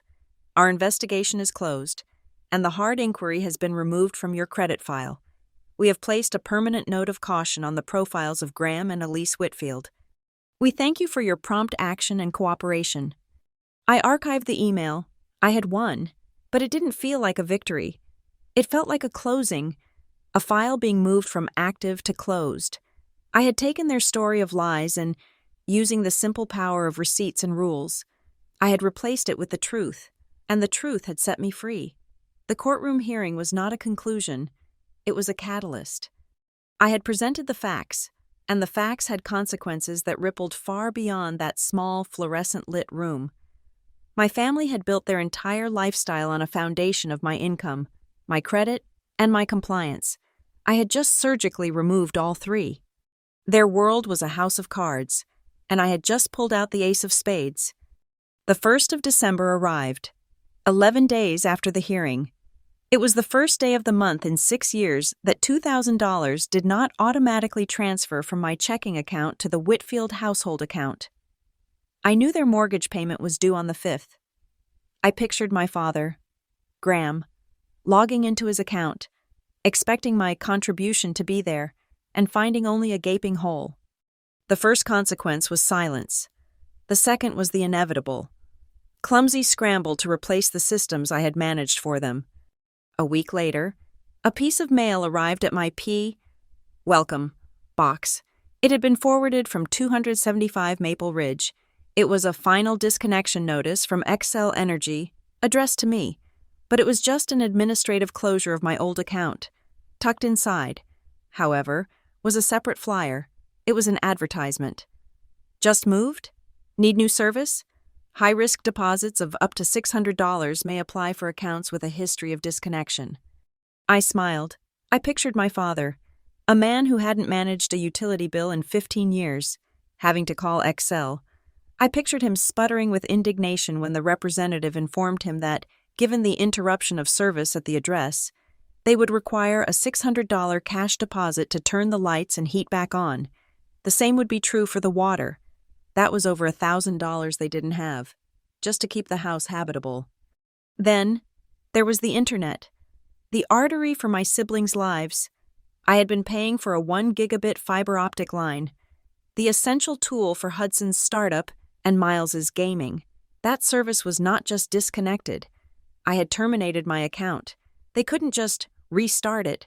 They would have to apply for a new one. I knew this because Hudson, in a moment of profound stupidity, sent me an email. It bypassed my legal-only address and went to my old personal account, which I had forgotten to block him on. The subject? Internet? The body. Nora, this isn't funny. I can't get a tech out here for 2 weeks. They say the account is terminated, and there's an outstanding equipment fee for the modem you took. My entire venture is stalled. I'm losing momentum. You need to call them and reinstate the account. This is affecting my professional life. His professional life, the one he conducted from his childhood bedroom, funded by me. I did not reply. I simply forwarded the email to Ms. Halverson's office for the harassment file. I blocked his email address. The end of Hudson's momentum was the sound of a silent modem. The real collapse, the one I had been waiting for, began in January. The spring semester tuition bills were due. Talia had been attending Everspring College, a private, absurdly expensive liberal arts school in Vermont. Her tuition, I knew from the mail I used to see, was over $40,000 a year. The $50,000 HELOC they had forged my name to get was, I had no doubt, earmarked for that exact payment. I had frozen that, and I had cut off the $2,000 a month subsidy. On January 15th, Talia's Instagram, which had been silent since her snake comment, flickered back to life. She posted a photo of the gray, slushy campus of the local community college. The caption, "Sometimes life surprises you. Decided to take a semester off from Vermont to be closer to family and explore some amazing local options. So excited for this new chapter. Community college, new beginnings blessed." The lie was as transparent as her manufactured bliss. She had been forced to drop out. The comments from her private school friends were a mix of confusion and pity. "OMG, Talia, what happened? Call me." She was living the direct, tangible consequence of their choices. Miles, the 19-year-old baby, was next. He was, to my knowledge, not in school. His life was his phone and his friends. I could only assume he had to get a job, his new iPhone, his gaming subscriptions, his car insurance. The invisible financial cushion I provided was gone. He was, for the first time in his life, financially accountable. My mother, Elise, was the one who revealed the depth of their desperation. She had always prided herself on her good taste. Her collection of antique rose-patterned china was her prized possession, the symbol of her status as a proper hostess. One evening, while browsing Facebook Marketplace for a used bookshelf, I typed her name into the search bar on a whim. She had listed the entire set. Antique rose medallion dinner set. She had misspelled it. Service for 12, vintage, moving, must sell fast, best offer. The photos were terrible. They were dark, taken with a shaky hand in the poorly lit dining room of the Maple Ridge house. The beautiful, delicate plates were stacked carelessly on the scratched mahogany table. She was selling the family jewels. She was liquidating her own identity for cash. A woman I knew had seen it, too. A former neighbor messaged me privately. "Nora, I saw your mother's china online. Is everything all right, dear?" I replied, "Thank you for your concern. We are handling a private family legal matter, but I'm doing very well." And then, there was Graham, my father, the 15-year part-time consultant. His ego was the only thing larger than his delusion. That delusion was shattered. He had to get a job, a real 9-to-5, benefits-paying job. The mortgage was past due. The utilities were in his name, and his children were bleeding him dry. I knew this because of the final, desperate attempt at contact from Hudson. A notification popped up on my phone. "Hudson Whitfield wants to connect with you on LinkedIn." I stared at the request. The audacity was breathtaking. He had emailed me in anger, and when that failed, he was trying the professional route. I clicked ignore. A minute later, a message request appeared in my in-mail box. "Hey Nora, long time no see. Listen, I know things are weird, but I'm in a tight spot. Dad's applying for a full-time logistics manager job at Cormark. He's not a consultant anymore, and he needs professional references. Would you be willing to speak to them? Just about his, character and organization. Also, I'm applying for a PM gig at Vantiv, and could really use a reference from someone at Mariner Apex. You always said I had a good head for business. Let me know." He was asking me, the woman he had helped abandon and whose identity his parents had stolen, to vouch for their character. I didn't just ignore the message. I clicked on his profile. I scrolled down. I clicked remove connection, and then, for good measure, I clicked block. The final domino fell in early March. It arrived at my POO box in a certified envelope from the county. Because I had filed the notice of interest against the property, I was now a legally recognized interested party in any legal action concerning 275 Maple Ridge. The bank, as it turned out, was also an interested party. I signed for the envelope. I opened it. It was a notice of election and demand for sale. The mortgage lender had formally begun foreclosure proceedings. They were 90 days past due, December, January, February. They had made no payments. The bank didn't care about their 30th anniversary. It didn't care about Talia's tuition or Hudson's startup. It just wanted its money. A few days later, Aunt Ruth called. Her name flashed on my screen. I let it ring twice, then answered, my voice flat. "This is Nora. Nora, thank God," she was crying. Oh, honey, this has gone too far. Your mother called me. She's a wreck. They're going to lose the house. There's a sign. Nora. A sign on the front lawn. Notice of foreclosure. The neighbors are all… Oh, it's just awful. Nora. She's your mother. You have to call her. You have to fix this. This is family. I held the phone. I felt nothing. No anger. No pity. Just a profound, weary sense of finality. Aunt Ruth, I said, my voice cold and quiet, I am not fixing this. This is the natural, legal, and financial consequence of their actions. I have nothing to say to them. You should not have called this number. But she's broken, Ruth wailed. She broke the law, I replied. All future communication about this, or any other matter, must be directed to my legal counsel, Ms. Halverson. I will text you her number. If you call me again, I will have my lawyer send you a cease and desist letter. Goodbye. Ruth. I hung up. I blocked her number. The story in the neighborhood, as I'd heard through that one former neighbor, had changed. The reporter at the courthouse had, in fact, written a small, dry piece for the Maple Ridge Monitor. It was just a summary of the court record. Small claims suit for theft dismissed after defendant proves ownership, cites $144,000 in contributions, and alleges identity theft. The foreclosure sign was the final confirmation. The gossip was no longer about the ungrateful, thieving daughter Talia had tried to paint me as. The story was now about the Whitfield girl, the quiet paralegal who had apparently been paying for that entire family for 6 years, who they had abandoned on Thanksgiving, and who had finally, justifiably, taken her name off the checks. I was no longer the villain of their story. I was just the one who had finally sent them the bill. While their world was ending, mine was beginning. I was saving over $3,000 a month. The $2,000 I wasn't giving them, plus the hundreds I wasn't spending on their utilities, their internet, and their groceries. I used that money. I bought a real bed. I bought a small, comfortable sofa. And I hired a therapist.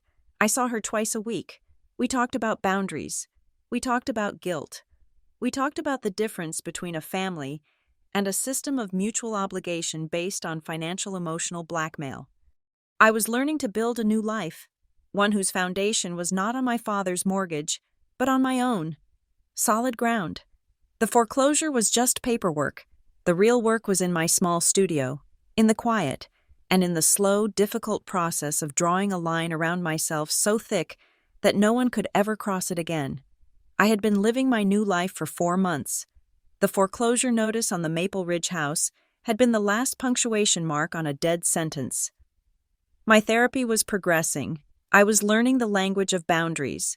I was finally, after 32 years, separating my identity from my function. My function had been to provide. My identity was still something I was discovering. I thought the fight was over. I had won by default. I had my freedom, my safety, and my sanity. I was wrong. The fight was not over. It had only entered a new, more insidious phase. Ms. Halverson called me on a Tuesday morning. I was at my desk at Mariner Apex, reviewing a compliance brief. "Nora," she said, her voice stripped of all pleasantries. "The bank's foreclosure auction is set for next month. Your notice of interest was a good move. It's gotten their attention, but as it stands, it's just a piece of paper. You're an unsecured creditor. By the time the bank takes its share, there will be nothing left for you." I sighed. "Ms. Halverson, I know. I've accepted that. The $144,000, it was the price of my escape." "I have not accepted that," she said, her voice sharp. "You are my client, and my clients do not get defrauded. We are filing a full civil suit for the $144,000, plus damages. We need to get a judgment lien against the property before it sells. That's the only way you'll see a dime." "A full suit?" I hesitated. "More hearings? A trial?" "A full suit," she confirmed, "which means we file for discovery. We get their bank statements. We get their emails. We get everything. I filed the motion this morning, citing the pending foreclosure as cause for expedition. The judge granted it. I felt a cold prickle of something. It wasn't fear. It was the old familiar feeling of a paralegal opening a new, complex case. "What do you need from me?" "Nothing," she said. "You've already given me the keys. I'm just going to unlock the doors they kept hidden from you." 2 weeks later, she called me again. "Come to my office, now, and Nora, take the rest of the day off." I walked into her small, cluttered office near the courthouse. The air was heavy. She was sitting at her desk, which was covered in bank statements and printed documents. She was not her usual, brisk self. She looked tired. She looked angry. "Sit down, Nora," she said. She slid a thick bound document across the desk. It had been professionally prepared. "The Whitfield Family Irrevocable Trust." "I found it," she said. "Referenced in their bank statements, a recurring transfer to a trust account. I subpoenaed the trust documents from the bank. It was established 4 years ago." I pulled it toward me. My hands were perfectly steady. I read the title page. 4 years ago. That was exactly when my father had come to me, his face a mask of worry, asking for that temporary help with the mortgage. I opened it. I read the list of grantors, Graham Whitfield and Elise Whitfield. I read the list of beneficiaries, Hudson David Whitfield, Talia Ann Whitfield, Miles Graham Whitfield. My name was not there. I flipped the page, my mind working, searching. I wasn't a beneficiary, that was clear, but I was mentioned. I found my name in Schedule B, a small addendum at the very back. Schedule B, excluded parties. I read the clause, my blood turning to ice. The grantor's daughter, Nora A. Whitfield, is intentionally, with full knowledge and love, excluded from any and all financial distributions of this trust. It is the grantor's stated belief that Nora is self-sufficient, financially independent, and secure in her career, and is therefore not in need of the monetary support provided herein. I looked up at Ms. Halverson. I couldn't speak. "Read the next part," she said quietly, pushing another document toward me. "The distribution schedule. The trust had been set up to provide a monthly lifestyle and education allowance to each of my siblings, $2,000 a month to Hudson, $1,500 to Talia, $1,000 to Miles. While you were paying $2,000 a month to save their home," Ms. Halverson said, "they were using this trust to pay Hudson's rent on his startup office, Talia's sorority dues, and Miles's video game habit. You weren't just supporting them, you were enabling them to support your siblings. You were, in effect, the sole funder of this trust. I was the load-bearing wall. I was the anchor. I was the financially independent daughter whose independence was the very thing they were exploiting." "It's worse, Nora," she said. She slid an email across the desk. It was from the discovery file. An email from my mother to Aunt Ruth, dated 1 week before the trust was signed. Subject: the Nora situation and Graham's health. "Ruth, I'm so worried. This mortgage is going to kill Graham. This part-time work isn't enough. We have that small inheritance from Mother, but it must be protected for the younger kids. They aren't settled yet. Nora is. She has her big paralegal job. She's so stable. We've been talking. What if we ask her to move back home? We won't charge her rent. We'll just ask her to help with the mortgage. She's so generous. She'll see it as her contribution. It's the only way. If we can just keep her here, in the house, she can be the anchor while the other kids get on their feet.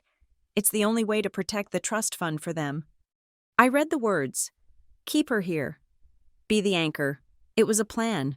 A cold, calculated, financial plan. They had identified their primary asset, me. They had built a legal structure to shield their other assets from me, and they had executed the plan under the guise of family. And then, Ms. Halverson said, her voice now dangerously low, "I found the real reason for the trip to Maui." She pushed a stack of text message printouts toward me. They had been forced to produce their chat logs. The group was named the Autumn Plan. It included Mom, Dad, Hudson, Talia, Miles, and Aunt Ruth. It began in August. Graham. Okay. The HELOC application is in pending status. The bank says it looks good. We should have the $50K by mid-November. Elise. Maui. For our 30th. We deserve this. Talia. Yes. But wait. What about Nora? She's a co-signer on the loan, right? Won't she see the charges for the tickets? Hudson. No. We use my card, then pay it off with the HELOC money. But she can't come. She'll ask questions about the money. Graham. She's not coming. This is for us. She's always on call at the firm. Anyway, we'll just use that as the excuse. We just go. Elise. It feels so cruel. Just leaving her there? On Thanksgiving? Graham. It's not cruel. Elise. It's practical. We need this break. She'll get over it. We just need a clean getaway. Talia. But she'll call us. She'll freak out. Miles. I got it. I'll handle Nora. I'll just borrow her phone the night before. Check basketball scores. I'll delete all our contacts. She won't know who to call. By the time she figures it out, we'll be drinking Mai Tais. I put the paper down. I felt sick. My own brother, my baby brother, plotting to erase me from my own phone. It's the final betrayal. Nora. Ms. Halverson said. And it's the one that gives us all the power. She slid one last document toward me. A credit card statement. It was for the household card I had given my mother years ago. For groceries and gas. I had forgotten to cancel it in my initial fury.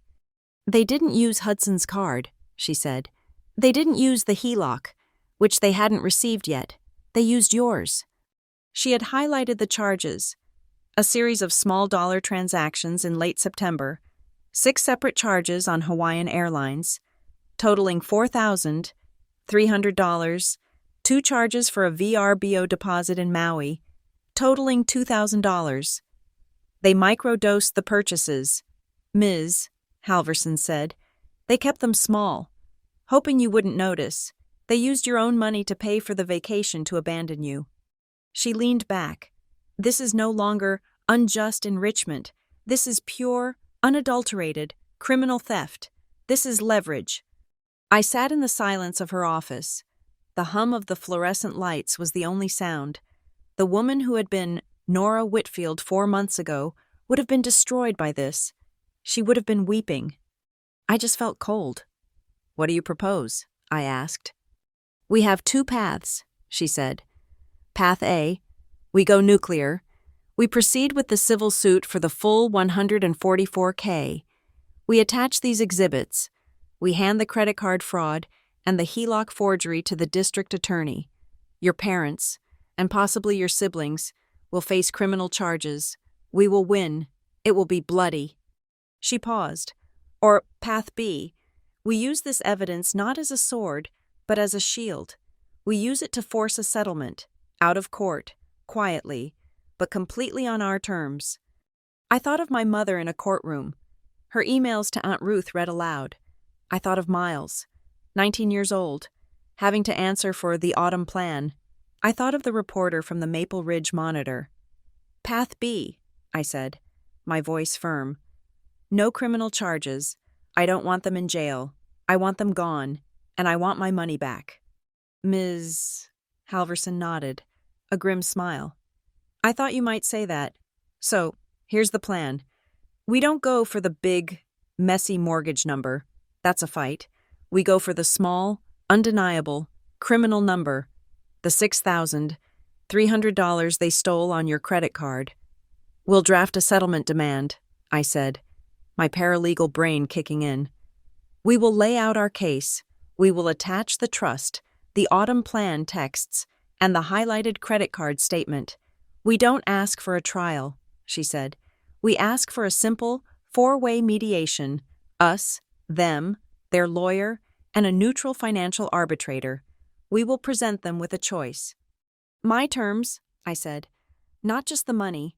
Your terms, she agreed. I said, holding up a finger.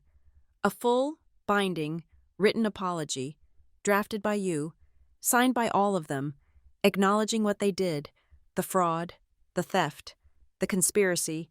No. I'm sorry you feel hurt. I am sorry I did this. 2, I continued. A non-negotiable repayment plan for the $6,300 with interest to be paid from any proceeds of the foreclosure sale or from their personal accounts if the sale yields nothing. 3, a permanent, court-enforced restraining order. They are to never contact me, come near my apartment, or my place of work, ever again. All communication, forever, must go through you. A brilliant, clean, and terrifying set of demands. Ms. Halverson said, and what if they refuse? If they refuse, I said, it's Path A. You file the full suit, and you walk the evidence binder over to the DA's office. Ms. Halverson sent the demand letter to their new lawyer, the one they had hired to handle the foreclosure. He was a low-cost attorney working out of a strip mall. She got a call back in 1 hour. He's panicking, Ms. Halverson told me, a rare note of humor in her voice. He's terrified.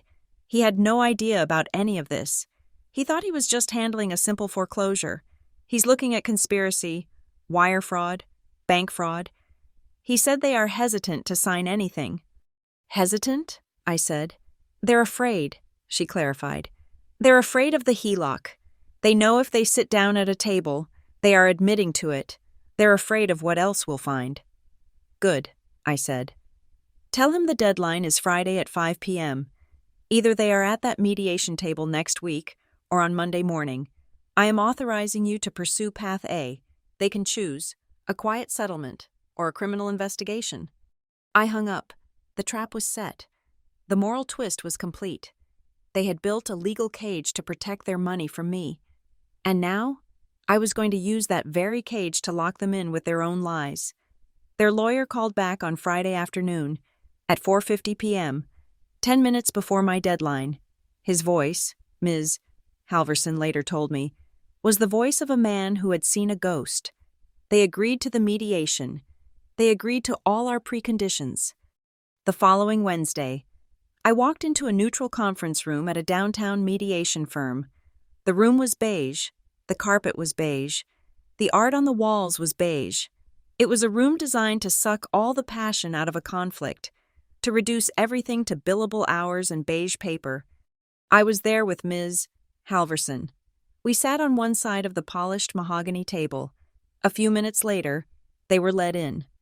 Graham, Elise, their lawyer, who looked like he was already suffering from a migraine, and, to my surprise, Miles. Hudson and Talia were not present. They had, it seemed, been deemed non-essential, or perhaps they simply refused to come. It didn't matter. The ones who had signed the HELOC application and the one who had wiped my phone were here. The decision-makers. My mother, Elise, would not look at me. She stared at the blank notepad in front of her. Graham stared at me, his jaw set, his eyes radiating a defiant, impotent rage.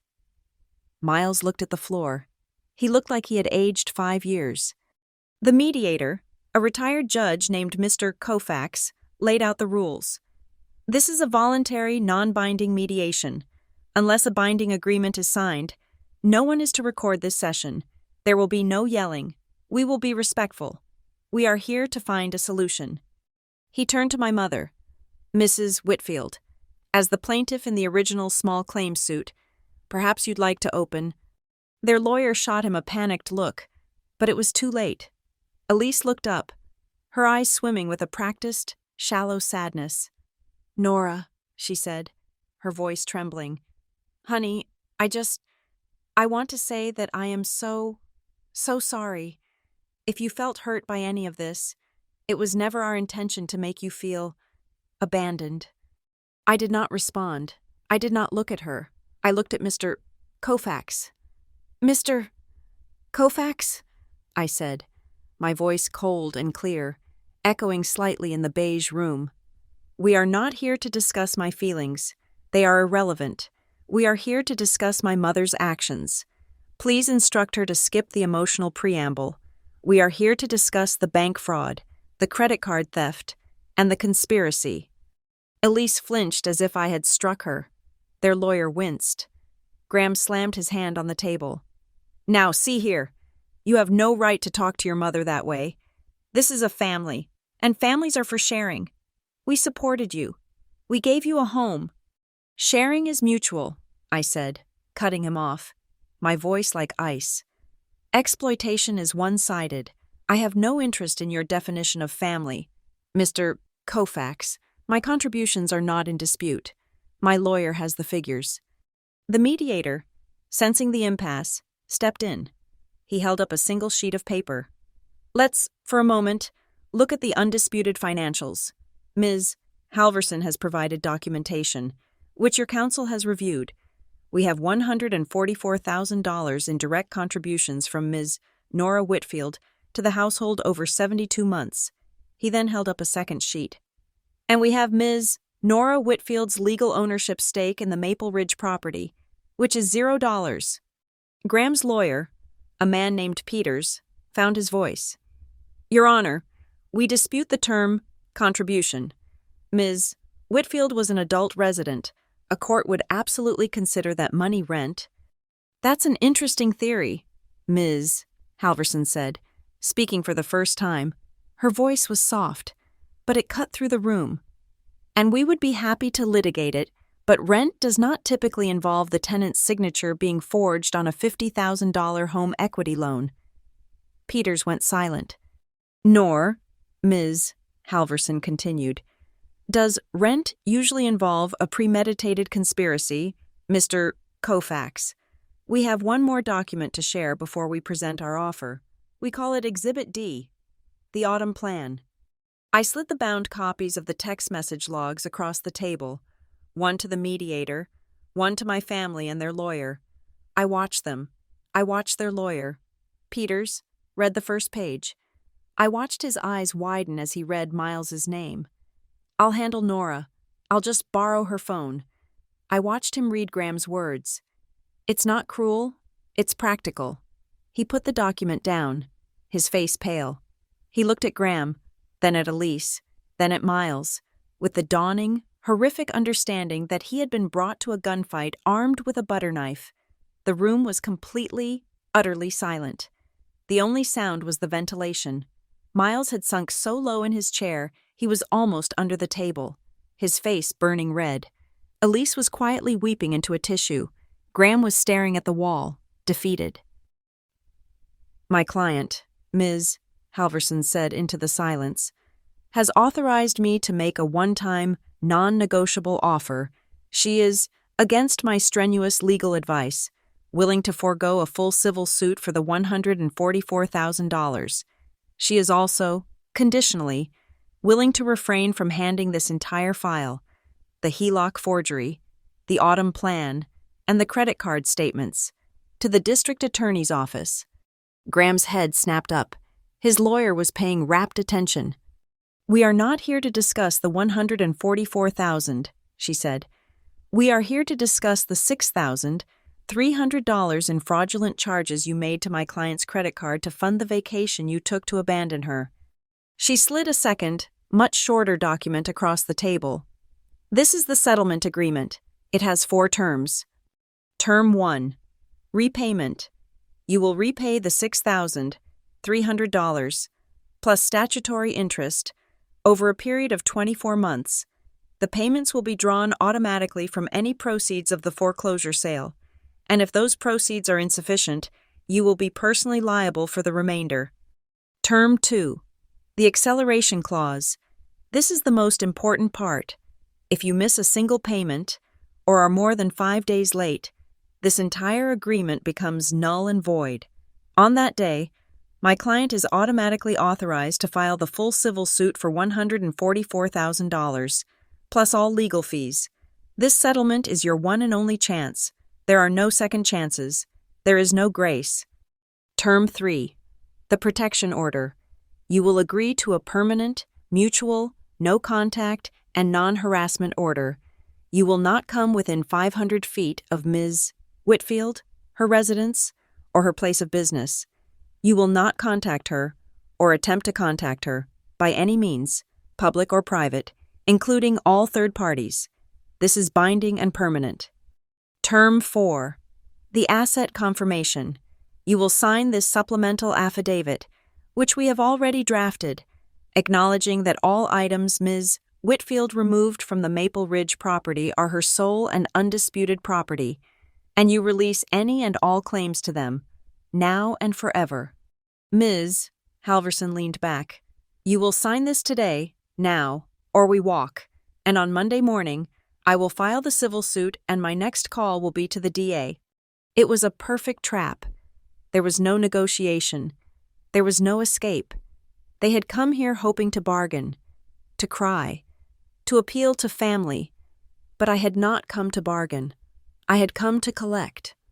Their lawyer, Peters, read the document. He read it twice. He looked at Graham. You need to sign this, he whispered, his voice hoarse. You have no idea the trouble you are in. Sign it. Graham was shaking, his face a mask of purple rage. He was trapped. The public humiliation, the foreclosure, the loss of his consulting gig. It was nothing compared to a criminal trial. Elise was the first to take the pen. The mediator pushed the signature page toward her. Her hand was trembling so violently she could barely hold it. I watched her. I watched her eyes scan the page, and I saw them land on the line item Ms. Halverson had so carefully included. Repayment for unauthorized charges made to Hawaiian Airlines and VRBO, Maui. She knew that I knew every detail. She knew I had the receipts for her betrayal. She signed. Her signature was a barely legible scratch. Graham grabbed the pen. He didn't read it. He just signed, a violent slash of ink across the page. Then, the mediator pushed the document to Miles. He was the only one of the siblings present, his signature legally required as a participant in the conspiracy. He stared at the paper. He could not look at me. He picked up the pen. His hand was shaking. He whispered, I'm sorry. It was so quiet. I almost didn't hear it. It wasn't in English. It was a reflexive, childhood phrase, a desperate murmur of Vietnamese he must have picked up from a friend, or perhaps a movie. It was meaningless. It was just a sound. I just stared at him, my face blank. He flinched, looked down, and signed his name. Mr. Koufax gathered the pages. He affixed his notary seal. He made 2 copies. He handed one set to Mr. Peters, who looked like he wanted to be sick. He handed the other set to Ms. Halverson, who placed it neatly into her briefcase. It was done. I stood up. I straightened the jacket of my suit. My mother looked up at me, her face ravaged by tears. Nora, she whispered, please. I did not look at her. I did not look at my father. I did not look at my brother. I looked at the beige wall, just past my father's ear. I turned to Ms. Halverson. I gave her a single, professional nod. She nodded back. Then I turned, and I walked out of the conference room, my heels clicking on the floor. I did not run. I walked. I passed the reception desk, pushed through the heavy glass doors, and stepped out onto the street, into the bright, cold, and silent afternoon. I was finally, irrevocably, free. The morning after the mediation. I woke up before my alarm. The sun was just starting to cut through the winter chill of the city. I felt light. The constant, low-grade tension that had lived in my shoulders for a decade was gone. I made coffee in my simple drip machine and opened my laptop. The first email was already there, sitting in my inbox with a 7:01 a.m. timestamp. It was from David, the fraud agent at First National Colorado Bank. Subject: Official Notification. HELOC account 994 PAS. B. Dear Ma. Whitfield, this email serves as our final and official confirmation following yesterday's mediation. The fraudulent home equity line of credit, account number 994B, associated with your name and social security number, has been permanently canceled and purged from our systems. A permanent fraud flag has been placed on the profiles of the other applicants, Graham and Elise Whitfield. We have confirmed with all 3 major credit bureaus, Equifax, Experian, and TransUnion. That the hard inquiry has been expunged from your file. You bear zero liability. We thank you for your cooperation in this matter. I read it twice. Purged. Expunged. Zero liability. These were the most beautiful words in the English language. I archived the email. The first thread was cut. The second notice of the day had arrived at my Welcome box, forwarded from Ms. Halverson. It was from the mortgage company's foreclosure attorneys. Because I was an interested party with a filed notice of interest, I received a copy of every communication. It was a notice of public trustee sale. The foreclosure auction for 275 Maple Ridge was formally scheduled. The sale would take place in exactly 21 days, on the steps of the county courthouse, unless the full outstanding balance of the loan was paid in full. The house was officially being repossessed. The final hollow pillar of their lives was collapsing. My phone, which I had kept on Do Not Disturb for months, lit up with a series of blocked call notifications, one after another. My father's number, my mother's number, a number I didn't recognize, which I assumed was Hudson. They had received their copy of the foreclosure notice. They were panicking. They were trying to reach the bank, the ATM, the person who had always fixed it. But the ATM was closed. The calls didn't come through. The signed, court-enforced no-contact order was a digital fortress. I watched the notifications pile up, feeling nothing but a distant, clinical pity. They were experiencing, for the first time, the consequences of a contract they had signed. They were bound by the same rules I had been, and they had no idea how to function within them. Their only option was the one I had dictated. Contact Ms. Halverson, and they knew she would offer no comfort, only a recitation of the agreement. Later that afternoon, I received a call from Officer Cardenas. Ms. Whitfield, he said, his voice professional but warm. I'm just calling to let you know that we have formally closed our file on the property dispute at 275 Maple Ridge. Your documentation was, to put it mildly, definitive. We also received a copy of the civil mediation agreement and the restraining order. Thank you for letting me know, officer, I said. One more thing, he added. We had to pay a visit to Mr. and Mrs. Whitfield this morning. It seems they misunderstood the terms of the order. Mrs. Whitfield was found waiting in the parking garage of your office building. She was distressed. She said she just wanted to talk. We escorted her off the property and made it very clear to both her and her husband that another violation would result in their immediate arrest. I don't think you'll have to worry about them again. They were truly, deeply, and legally gone. The final public act of their downfall came a few days later. My one friendly former neighbor, the one who had messaged me about the china, sent me a single photo without comment. It was a picture of the front lawn at 275 Maple Ridge. The grass was overgrown, the shrubs were dying, and hammered into the center of the lawn was a large, stark white sign with red lettering. Foreclosure sale, public auction. This was not a quiet, private failure. This was a public branding. The neighbor sent a follow-up text. The story is all over the neighborhood. Everyone knows what happened at the courthouse. They know about the texts. They know about the credit cards. They know you paid for that house for 6 years. No one thinks you're the villain, Nora. They just think you're the one who finally got out. I looked at the picture of the sign. I felt no triumph. I felt no joy. I just felt done. I deleted the photo. That Saturday, I went to my storage unit. I had sold the massive 85-inch television and the industrial washer and dryer online. The sales had recouped the cost of the movers and my security deposit, but I had kept one thing. I wheeled it into my studio apartment on a hand truck. It was my espresso machine, the Breville Oracle Touch, the $1,000 birthday gift to myself that the whole family had co-opted. I placed it on my new kitchen counter. It gleamed under the small track lights. It was mine. I went to my closet. On the top shelf sat the black binders, the original 5-inch insurance policy and the 2-inch court exhibits. They were my case files, my proof, my history. I no longer needed them. I took the binders. I walked them to the small storage cage I had in the building's basement. I placed them on a metal shelf, next to my old yoga mat and an empty suitcase. I locked the cage.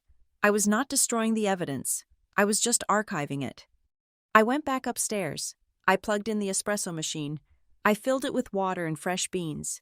I listened to the comforting, mechanical whir of the grinder. My laptop chimed. 2 new messages had arrived, almost simultaneously.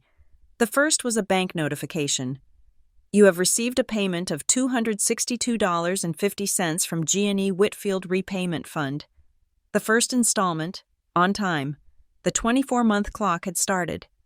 The second email was from legalcorrespondence@gmail.com. It was the formal, written apology, forwarded from Ms. Halverson, as dictated by the settlement. It was not from my family. It was from their lawyer. Dear Ms. Whitfield, per the mediation agreement dated March 4th, this letter serves as a formal apology on behalf of my clients, Graham, Elise, and Miles Whitfield. They acknowledge, in writing, their actions, including the misappropriation of your credit card for unauthorized travel expenses and their conspiracy to conceal these actions from you. They acknowledge and regret these actions and understand the legal and personal ramifications. It was short. It was cold. It was drafted by a lawyer and signed by them under duress. It was exactly what I had asked for. It was not a plea for forgiveness. It was a receipt of my victory. I moved it to my legal folder. The espresso machine hissed as it steamed the milk. As I was pouring it into a mug, my phone rang. It was Sarah, the head of HR from my office. Nora, she said, her voice bright, I hope I'm not catching you at a bad time on a Saturday. Not at all. Sarah, is everything okay? Everything is more than okay. I'm calling with the senior partners. We've just finished our quarterly review, as you know. Mark in compliance is retiring. We've been looking for his replacement. Your name was at the top of the list. I almost dropped my mug. What? Nora, your handling of your personal risk situation was exemplary.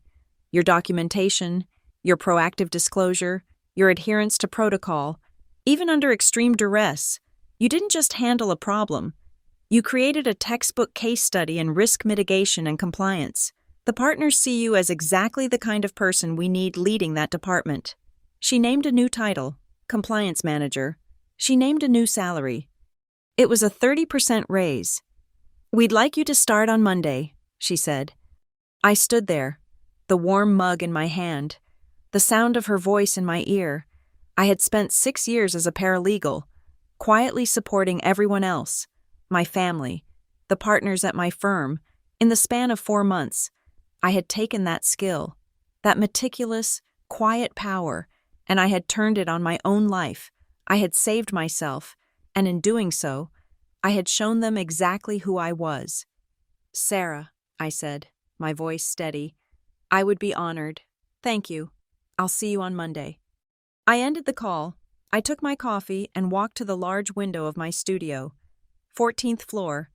The winter sun was hitting the glass towers of downtown. The city was laid out before me, sharp and clear. For the first time in my life, I was in a room that was completely, totally silent. But this was not the vacuum-sealed silence of the Maple Ridge house. It was not an absence. It was a silence I had built, a silence I had paid for, with my own money, in my own name. It was the silence of my choice.